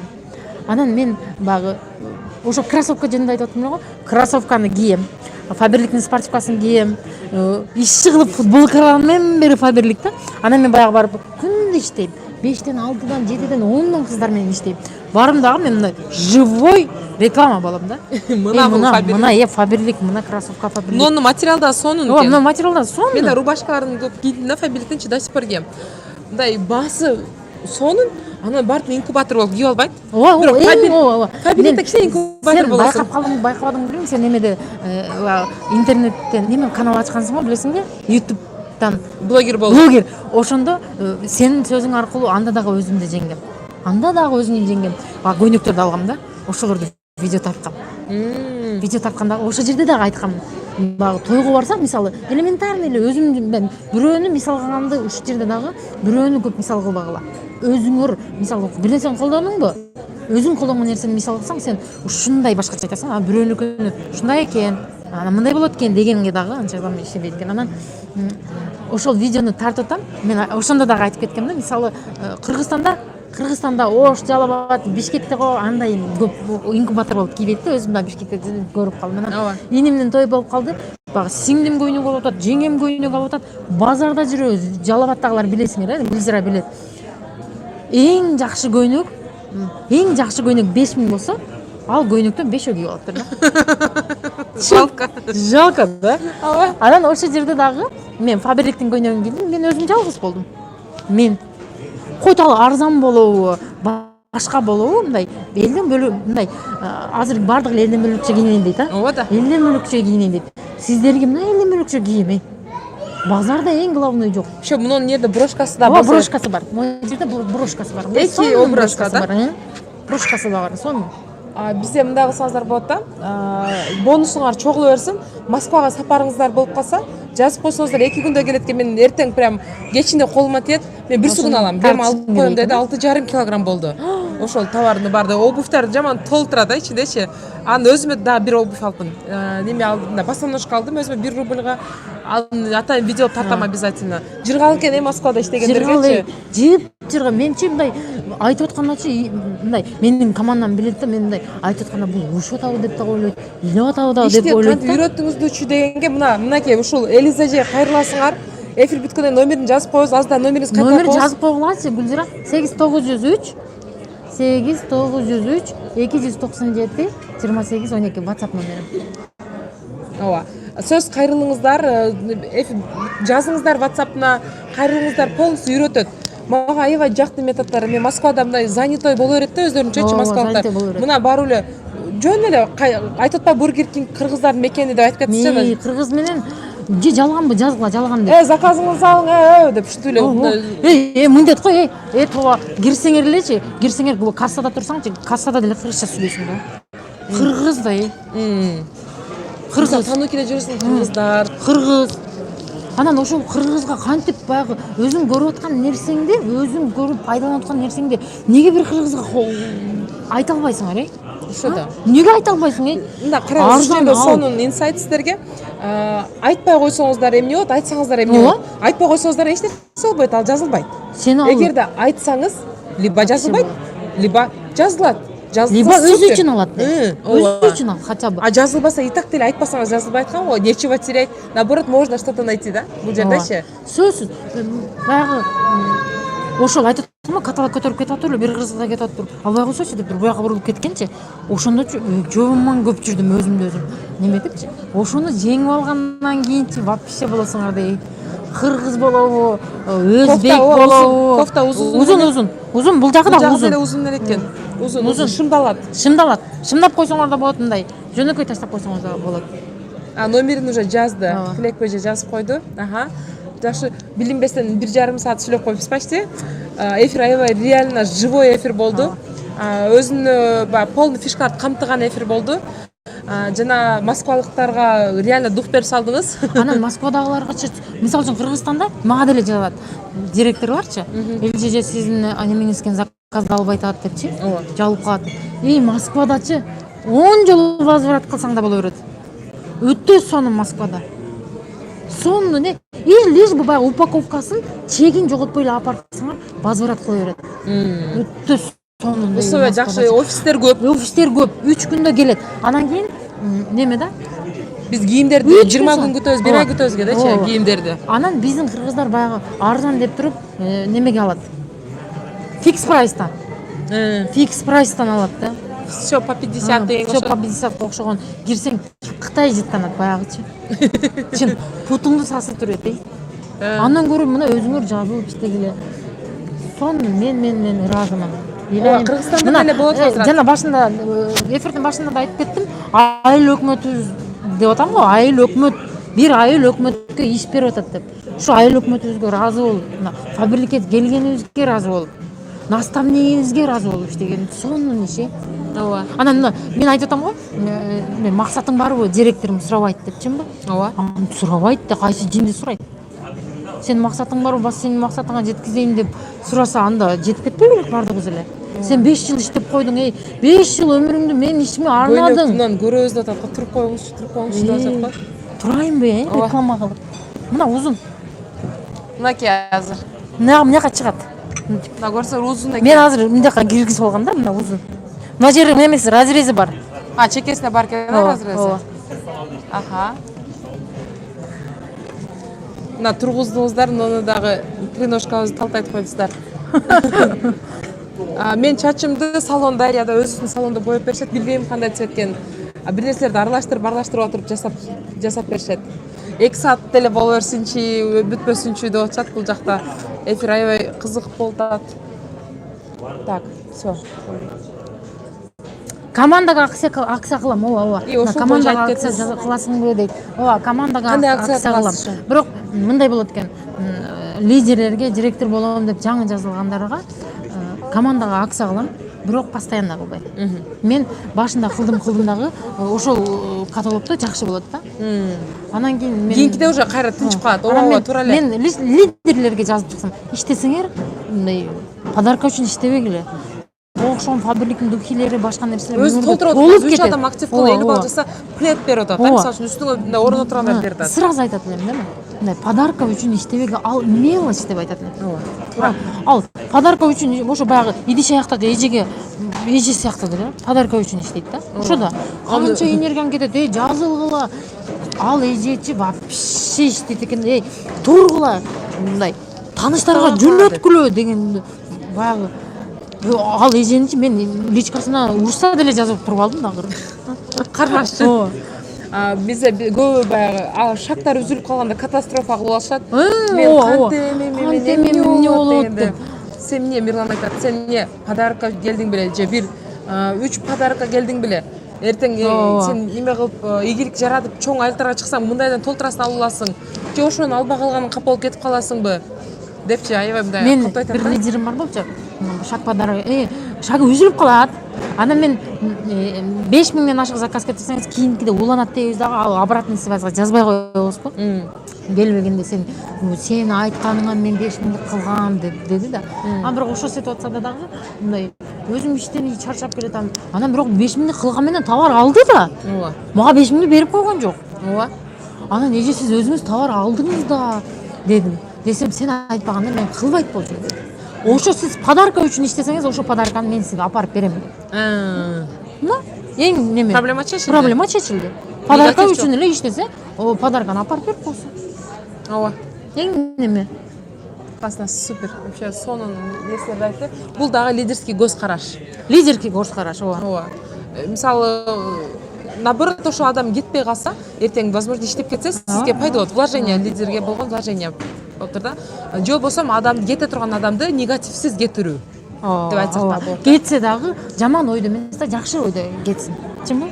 Балким ал азыр иштебей калаттыр, кийин иштебей калаттыр. Акыры бир күн келгенде кой дейт да. Кой иштейин, мен болбойт дейт да. Мен айткандай өзүнүн бизнесин кыла турган мага окшогон адам бар деп ал дагы издеп баштайт да. Супер. Аябай сонун нерселермен бөлүштүңүз. Возможно, бирок буга чейин интервьюларды көрөт белеңиз, көрбөй белеңиз? Көрөт элеңиз. Кайсы интервьюсу ошол убагында көрбөй элем, бирок көрөт элем. И жана айтып кеттиңиз, интервью болбой калганда биз түштүк депчи. Азыр сиздер деле жазып кетсеңер, жайында бир 2-3 ай мен бербей албай койдум. Интервью албай калды. Ошондо сиздерде кандай сезим болду? Окуп атсаңар, жазсаңар. Мен өзүмдө дагы болду, менин командамдагы дагы болду. Ошо примерно ошо марттан баштап башлап койдум да. Интервью, жаңы интервьюлар чыкпай калды. Анан мен мынтем да, баягы жаңы келген адамдарга же жакшы иштеп аткандарга Мирлан Батырханов деп кир, Дарья Батырханова деп кирсең, директорлордун немелери бар. Кантип иштейт деп. Анан кийин уже мен дагы уже интервьюлар бар көргөнүмдү көрүп уже жаңы чыкпай калды да. Жаңы киргенде чыгат го, бир күн назад, 2 ай, 1 ай депчи. Ошондойлор чыкпай калды. Биринчи очередь мен өзүмдө неге система иштебей калды, неге директорлор чыкпай калды? Жок, бирок вроде бы группадан каталог жагылганда кошулуп атат. Интервью жок. Анан кийин мага дагы элжиже неге интервью болбой калды, директорлор чыкпай калдыбы деп мындай суроолор боло баштады. Жаман болуп атат. Мына башкаларда дагы болгон ошондой. Ана калгандай болду дейт, фабрик иштебей калгандай болду дейт. Көрдүңүзбү? Мен эле эмес. Андай болгон. Эскилерди жөнөтүп аттык деп жазып. Мен дагы эскилерди жөнөтүп элем. Ошондой болгон. Ушундай болгондо интервьючу сөзсүз мындай жаңылык да. Жаңы Сиз айтмакчы, ар бир сабактан бир нерсе алам дегенде эле ар бир интервьюдан фишка алынат да. Бир нерсе аласың да, сөзсүз. Андайлар бар да. Чынбы? Азыр мен билем дегендер дагы бар. Баасы мындай болот да, менде деле болот. Мындай көрүп отурам дагы, баягы уккан нерсе болот дагы, анан аягына чейин көрбөй чыгып кетсем, анан мен баягы аягына чейин көрбөй койдум эле деп жүрүп, бир күнү аягына чейин көрөм. Бирок бир нерсени алам. Мына особенно живой көрүп атканда көрө бересиң, а? Ооба. Повтордо көрүш кыйыныраак да. Повтордо көрүш кыйыныраак болот. Анан живой көргөн аракет кылыңыз. Август июльдарда алынды дейт, ооба. Анда демек биз ошо кийин калтырып ага чейин токтоп туруп, бир алып туруп, дагы бир токтоп калды да. Бир токтоп калган. Арасында бир алынбаш болуп анан кайра токтоп калды. Токтоп калган.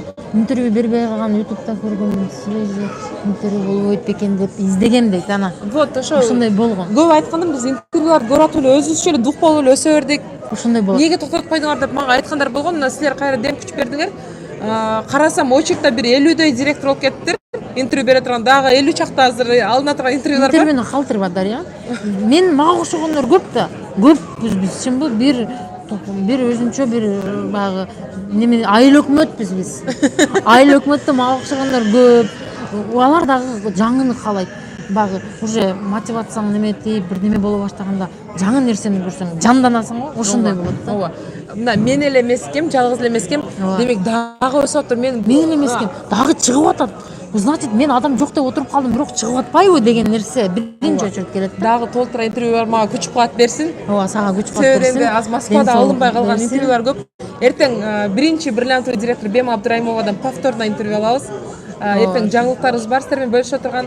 эртең эмес бүрсү күнү экен. Бүрсү күнү интервью алып туруп анан Кыргызстанга барып дагы интервью алмай. Да калат. Иши ошоп калды. Сенин ишиң ошол. Анан мен группамдагыларга дагы баягы немен Самаранын үйүндө пижамачан жүрдүңөр го. Ооба. Анан менин квартирамда жашаган Бегимай чогуу иштейт, азыр бар болсо керек.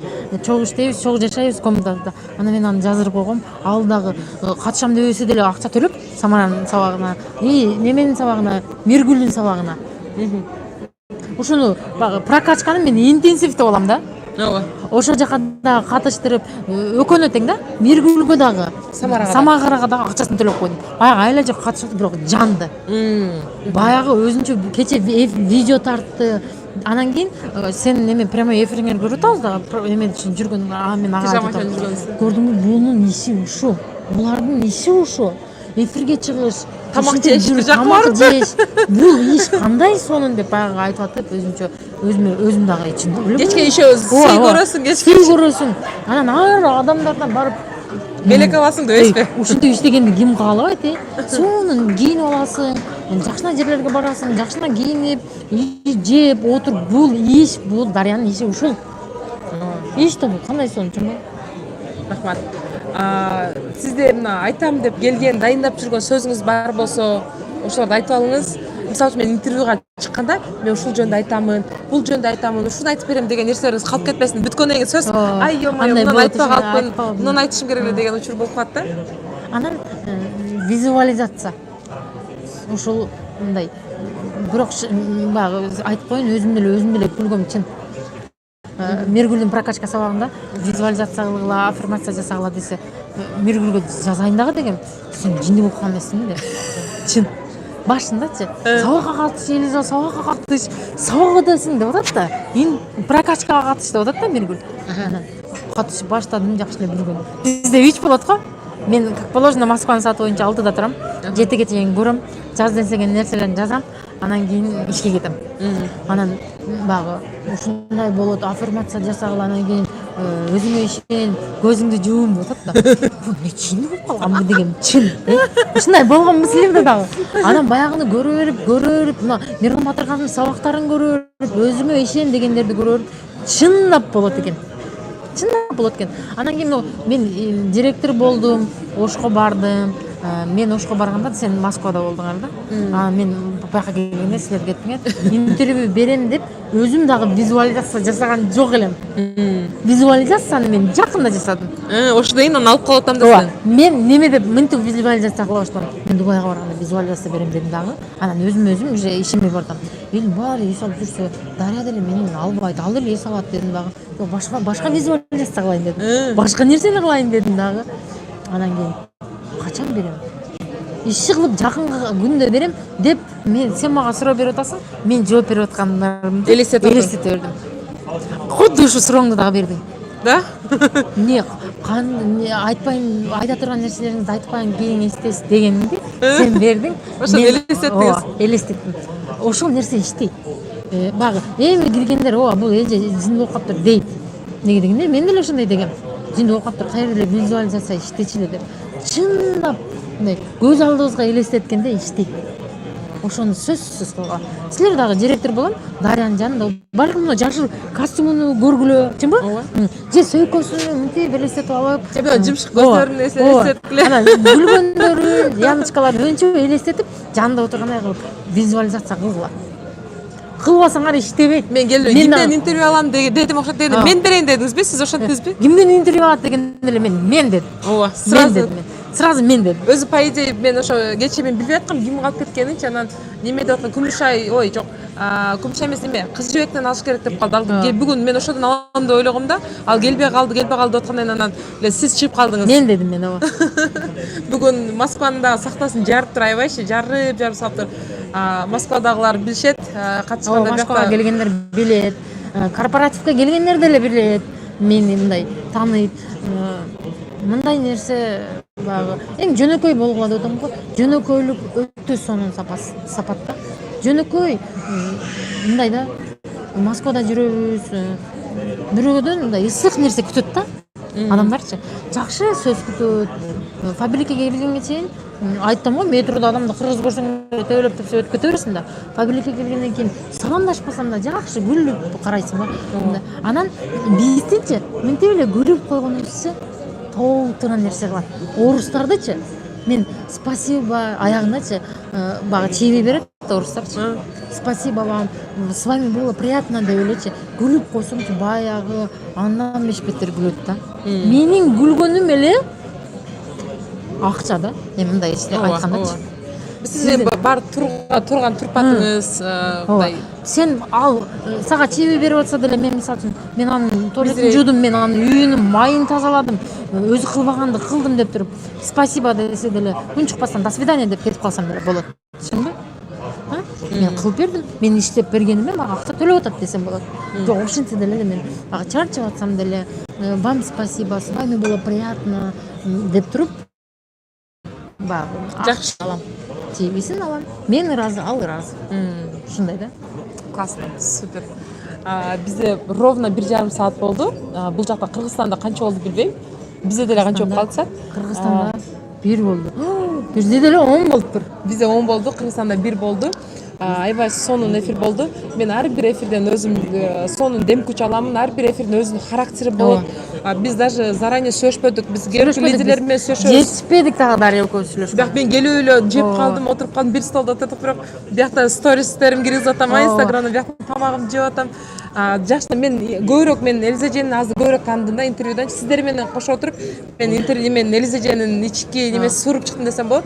Потому что буга чейин көп сүйлөшпөйт элек мындай. Анан немен мен мындаймын. Могу 23-төрдүн группасында дагы бармын. Москванын группасында дагы бармын. Мындай жөн болбогон нерсе менен жазбайм. Чындап уже өзүм чече албай калганда гана жазбасам жазбайм. Группаларда 23-төрдө тимде дагы редко жазам. Может ошон үчүн дагы Дубайдын дагы группасы бар. Аяка барабыз, бияка барабыз деп атты. Уу атты мен жазганда чечилип кете турган нерсе эмес. Бекер эле жазбайм. Анан кийин Мирлан бүгүн кайнам дегенде жазгыла дегенде кайнам деп жаздым. Болбогон эле нерсе менен мындай жаза бербейм. Көп эле мени тааныбайт. Анан чындап күндө катышып өзүмдүн командам жакшы тааныйт. Ооба, или катташып аткан адамдарды тааныйт. Күндө катташып аткан адамдар менен неметем, анан болбогон нерсе менен мындай мен өзүмдү дагы ошондой каалайм. Болбогон нерсе менен мага мындай кайрылса, чындап өзүң чарчайсың, иштейсиң, мындай неприятно болсо керек. Элементарный нерсе менен эле мен сага чыгып алып эле шакпадагым үзүлүп калды, кандай кылам десемчи. Ооба. Ушундай да. Ошо мына ар бир мен көбүрөөк тааныдым Элиза Жени, прям я влюбилась деп айтсам болот. В эту прекрасную женщину, ушунчалык мощный энергетикасы менен бардыгыңыздар жандырды. И мына Кудай буйрса ошол интервьюдан кийин сиздер жанып вообще башкача иштеп каласыздар. Чужой жерде ошто ийгиликтер жаратып атат. Эгерде сиздер дагы вот ушул эженин кылгандарын баалап сиздерге жаккан болсо, лайк күтөбүз. Уже 272 адам лайкын аябай коюптур. Мен билесиздер, мен каждый эфирде аябай сураймын. Уже 11-чи жолу сурап атам. 21 жолу да бизде бул адатка айланат. Уже келсе адамда адатка айланып уже. Кыргызстанда 1 болду, Москвада 10 болду. Дагы деле 4 адам кем 700 адам отурат. Ушу да. Ошо аябай. Бирок Күтөт, айтып атам го, эфирди күтөт адамдар. Кадимкидей күтөт. Мен күткөм. Сиздерди билбейм, мен күткөм. Ооба. Ушунчалык күткөм. Анан кээде дагы жинина келет эле. Бул бул иши го. Не? Интервью алып, не интервью алып бербейби? Эмне ордугу барбы деп жиним келген. Бирок мен силерге по секрету айтып коеюн, мен кичинекейимде мен өзүм кыялым бар эле, журналист болуу. Ошол менин кичинекейимде немемди, жана кыялымды ушул немеде фабилде аткарып атам да. Молодец. И ушул нерсе мага удовольствие алып келет. Бирок чарчайсың. Мен убактым карабастан мен даже уйкусуроп атсам да калам. Билдирбегенге аракет кылам, бирок билишет экен аны. Жок, билинет экен. Баягыда Питерде интервью алдым го. Канкейден алганда уйкусурадым дейт го. Көзүм мынтип мен аябай. Жок, анда мен шишип кеткен элем. Просто шишип, мен өзүм дагы көрүп алып, бир шишигенде билинди, кирпигим да жаңжасып, уктаган эмес мен. Уктаган эмессиң, чарчаганың мындай самолеттен түшүп эле кылган. Ооба, мындай көзүмдү жумуп мынтип атабыз го биз. Чарчаганыбызда көзүмдү жумуп ачканда мындай зор ачылып, мындай чарчаганы билинет экен да.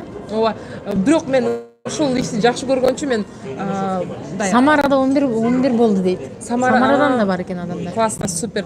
И ошентип ошо карабастан алам да, мага ушул иш жаккан үчүн.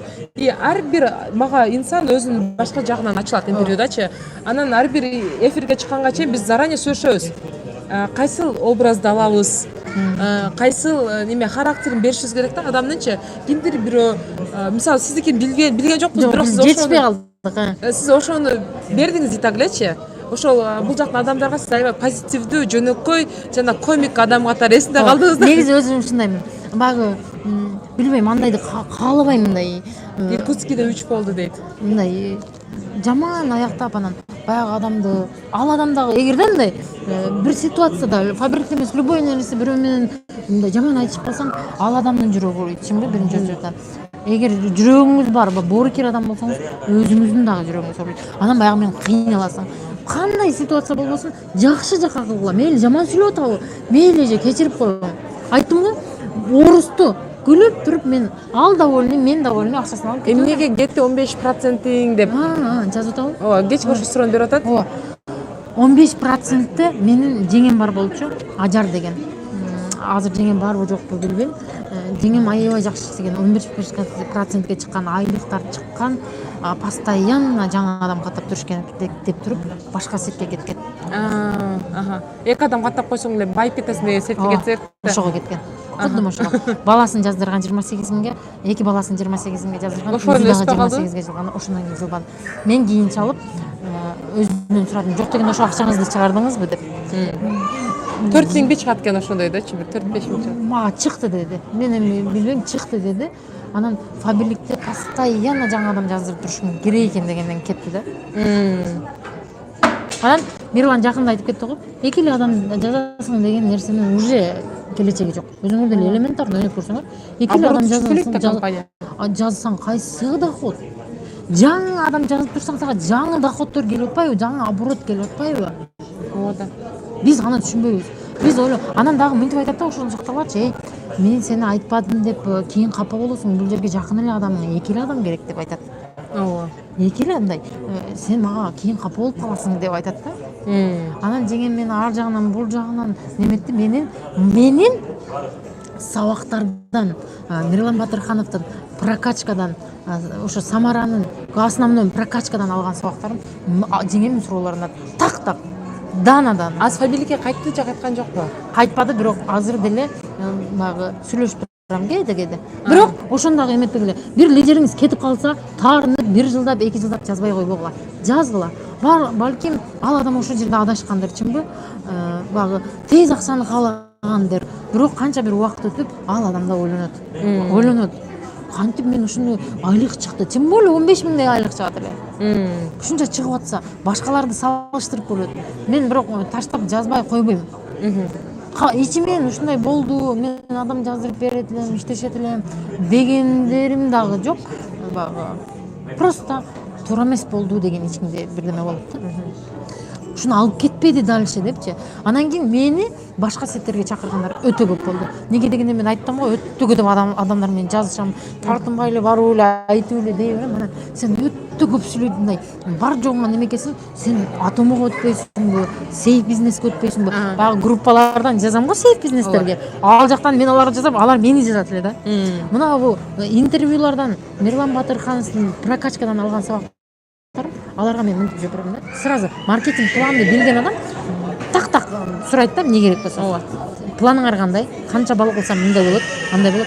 Сейф бизнесте 5000 балык кылсаңар директор болот экенсиңер, 45 миң, 35 миң айлык чыгат экен. Фабриктечи 5000 кылсаңар старший директор болот атасыңар.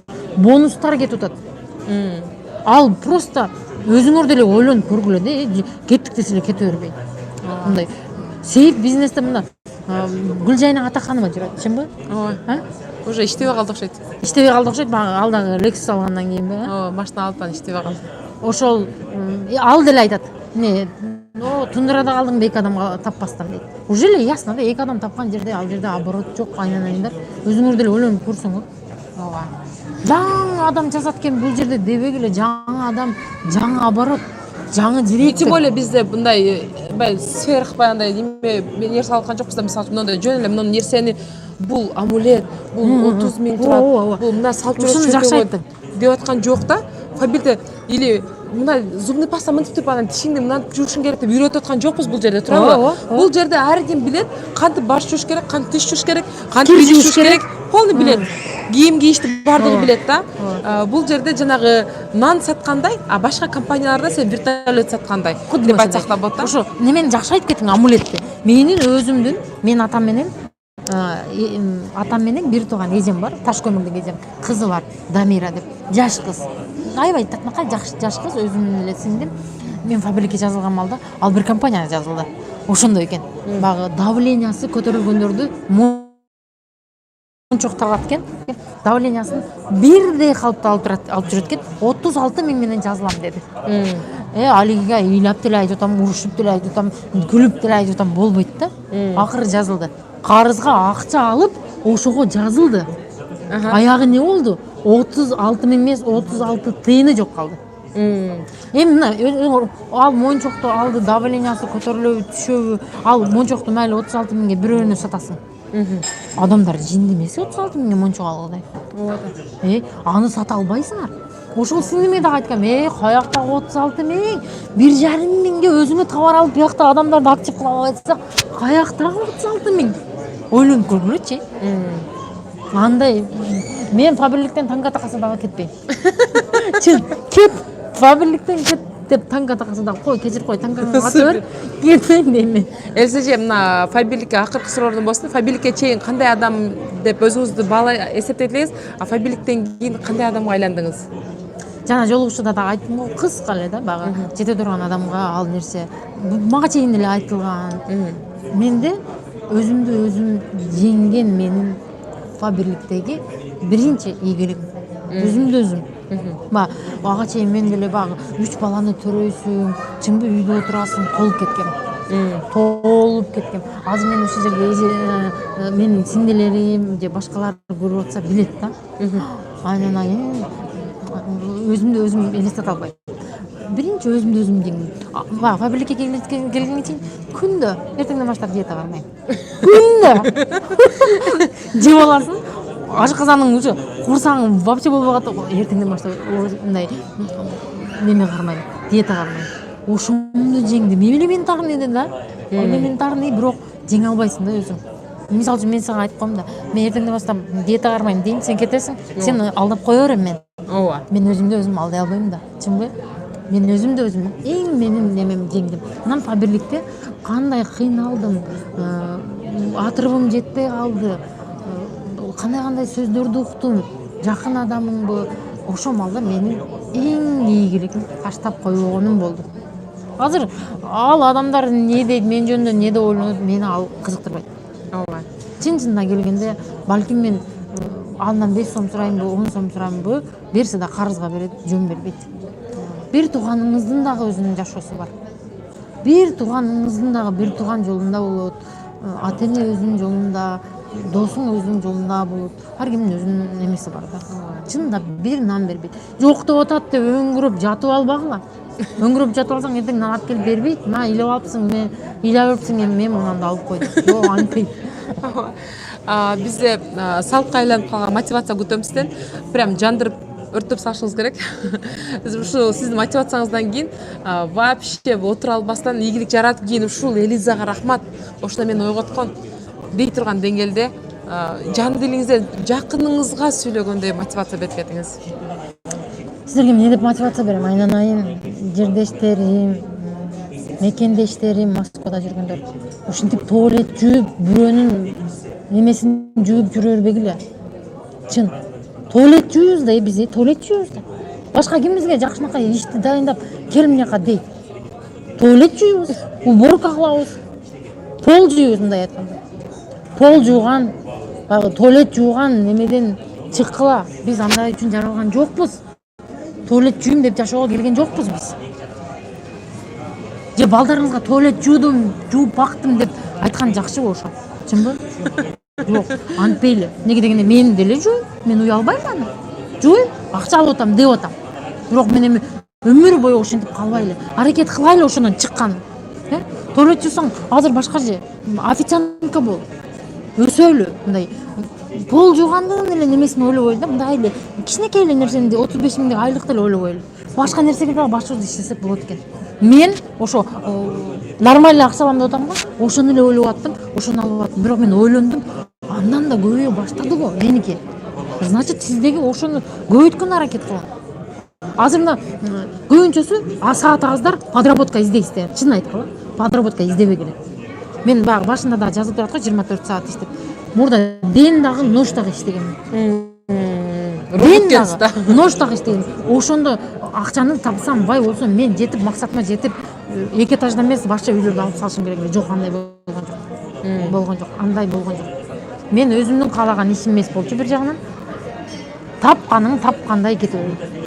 А берде иштеп атасың фабрикте, балдарың аласың, кийимиң аласың. Ошо пол жууган бирөөнүн колунда баягы нонукул командовать эткен немеден чыгайлы. Орустар бизге командовать этпесин. Орустарга окшогон биздин дагы намусубуз бар. Орустарга окшогон биздин дагы мамлекетибиз бар. Биздин дагы президентибиз бар. Биздин дагы элибиз, жерибиз бар. Башка элдерде мамлекети жок, чынбы? Президенти жок. Элдер бар, жүрөт. Андай да ошодон чыгайлы. Чыгайлы, бардыгыбыз. Мен чыктым, сиз чыгыңыз. Көпчүлүктөп чыгайлы дагы, барып ошо Кыргызстанда кылайлы. Башка бизнес ачабызбы? Кылайлы ошо жерде. Мына дагы айтып кетем. Айыл өкмөтүбүз деп атам, ошончо элге иш берип атат. Сиз дагы айыл өкмөт болуң. 10 адамга иш бериң. 5 адамга иш бериң. Сиз сооп иш кылып атасыз, адамдарга жакшылык кылып атасыз, айлык берип атат. Өзүңүздүн бизнесиңиз кетип атат. Өзүңүздүн өсүүгө салым кылып атасыз. Өсүүгө салым кылып атасыз. Кыргызстандын мындай айтканда ошо 6 миллион калктын бир кичинекей бир жерине жардам берип атабыз. Кыргызстандан бардыгыбыз мына мен кээдечи мындай өзүмдү ойлоп, мен эркек болгондо кандай болот элем деп өзүм суроо берем да. Мына Москвадан, мына Күмүш айже кече айтты, Москвадан үй алдык, мынтип атабыз дегенде, кээде ошол адамдарга сүйүнөмүн. Молодец, Москвадан деп. Кээде бирок капа болом. Болобу ушундай силерде? Биздин жерден Кыргызстандан кетип атат депчи. Кыргызстандан кетип атат. Ушинтип кете берсе ким калат деп. Мен дагы сиздерге ушу жерде дагы сөз берем. Жана дагы ошончо 150 адамдын алдында да сөз бердим. Буюрса өзүң эле айтпастан жана кылчы сен дагы деп атасыңар. Мен дагы майга чейин иштеймин. Ушу айлыгымды мага жакшы буюрса, Кудайга шүгүр. Ушу жерде иштеп атып фабрикке келдим дегендейчи. Мындай. Ушу жерде иштеп атып нан таптым, балдарым бактым, ушу даражага жеттим. Бул ишиме дагы Кудайга шүгүр. Ушу Михаил Михаил биздин директор. Ошого дагы ыраазымын айнен. Ушу ишти берген Мишага. Нечаевка дагы ыраазымын. Бардыгына бардым. Настановна, айыл өкмөт деп атам. Мына Дарья мен Мирланды, Гүлзирага, Миргүлгө биринчи очуруп бардыгына ыраазымын. Ыраазы болойлу дагы бир эшик жабылса, эшик ачылат, бир коробкада мындай жабылып калбайт. Мен майга чейин силерге сөз берем. Мен кетем Кыргызстанга.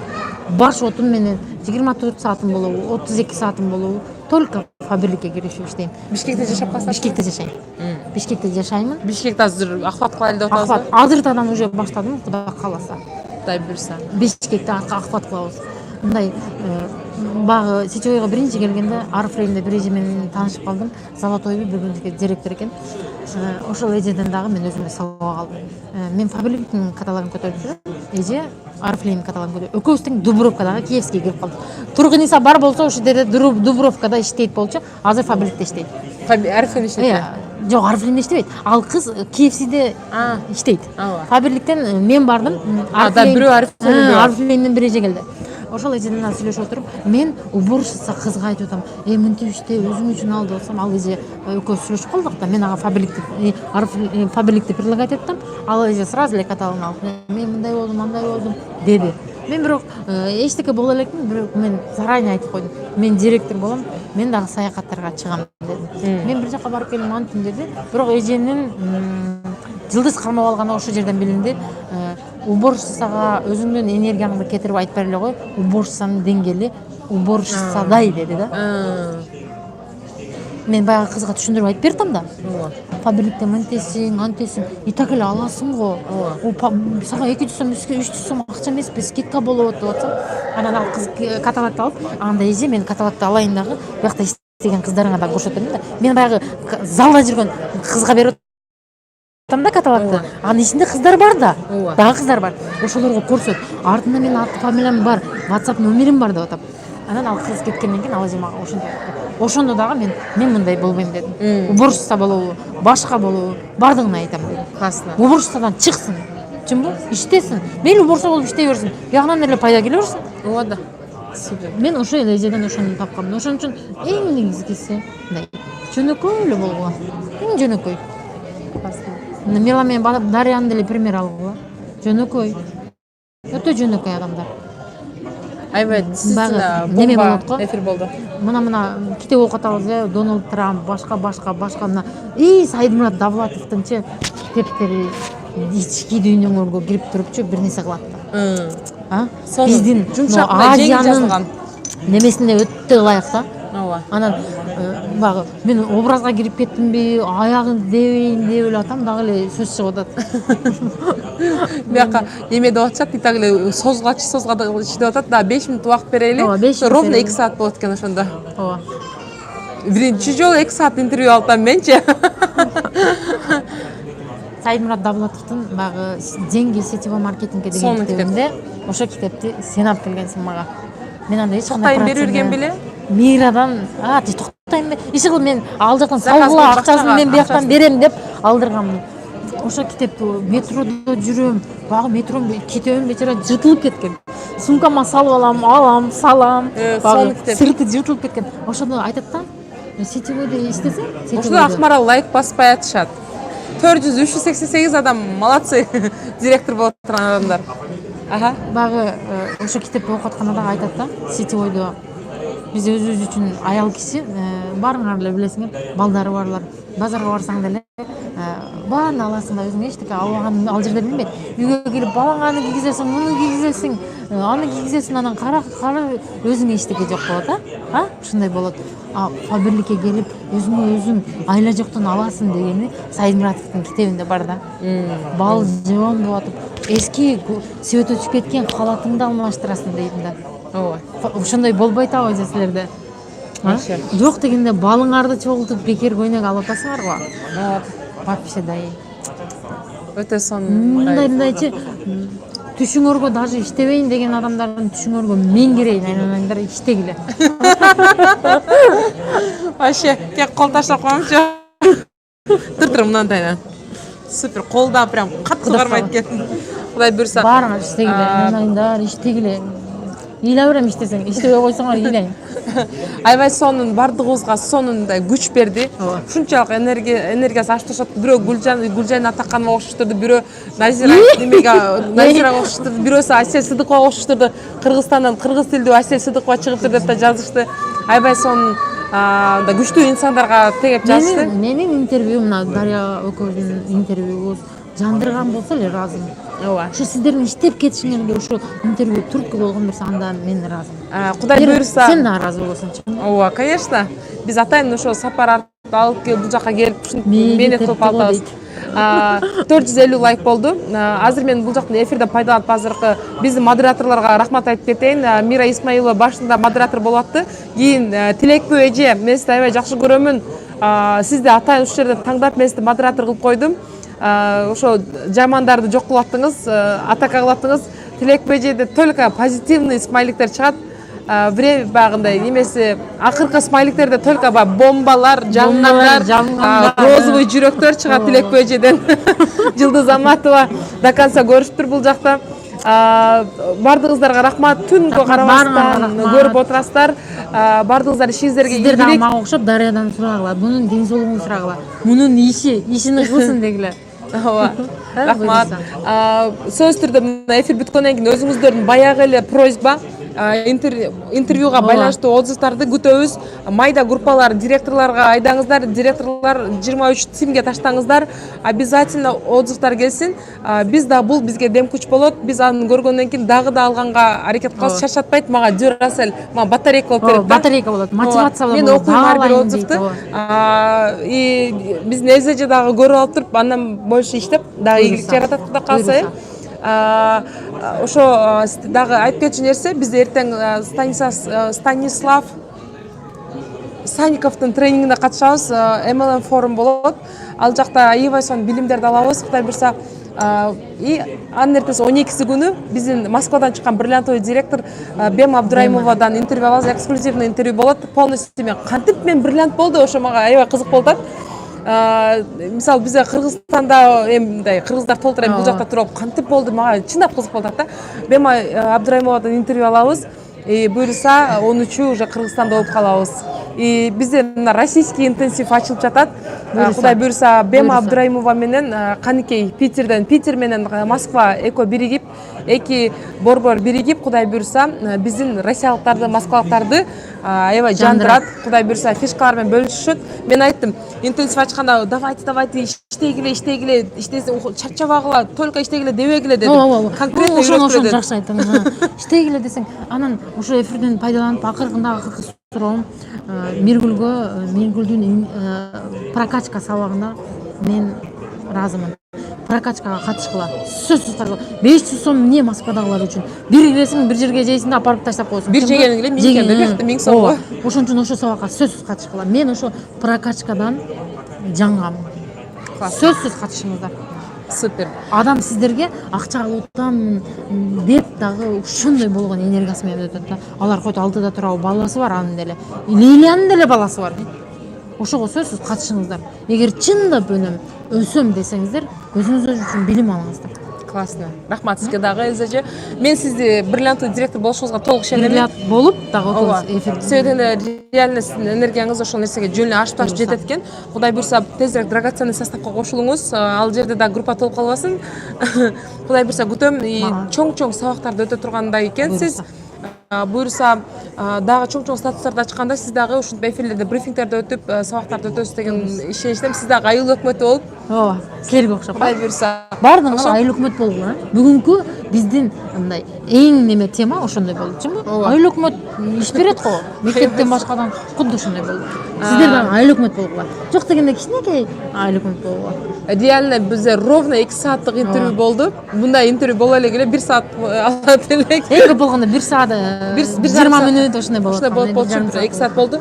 Бул биздин Москвада получается ушул бойдон биз кетсек, бизде директорлордон только ошо азыр кече Күмүш айже берди, жолдош менен аябай сонун эфир болду. Бүгүн мисалы Элзе берип отурат, болду ушун менен эртең Бемадан алам, уже кетемин да. И тем более атайын ушул жака келгенге жараша 2 саат не жалко. 2 саат не жалко. И биз көрүшпөйбүз ошойдон деп турайлы, бирок февралда кайра келебиз. Все, саламат болуңуздар. Биз отзывдарды күтөбүз. Пока-пока.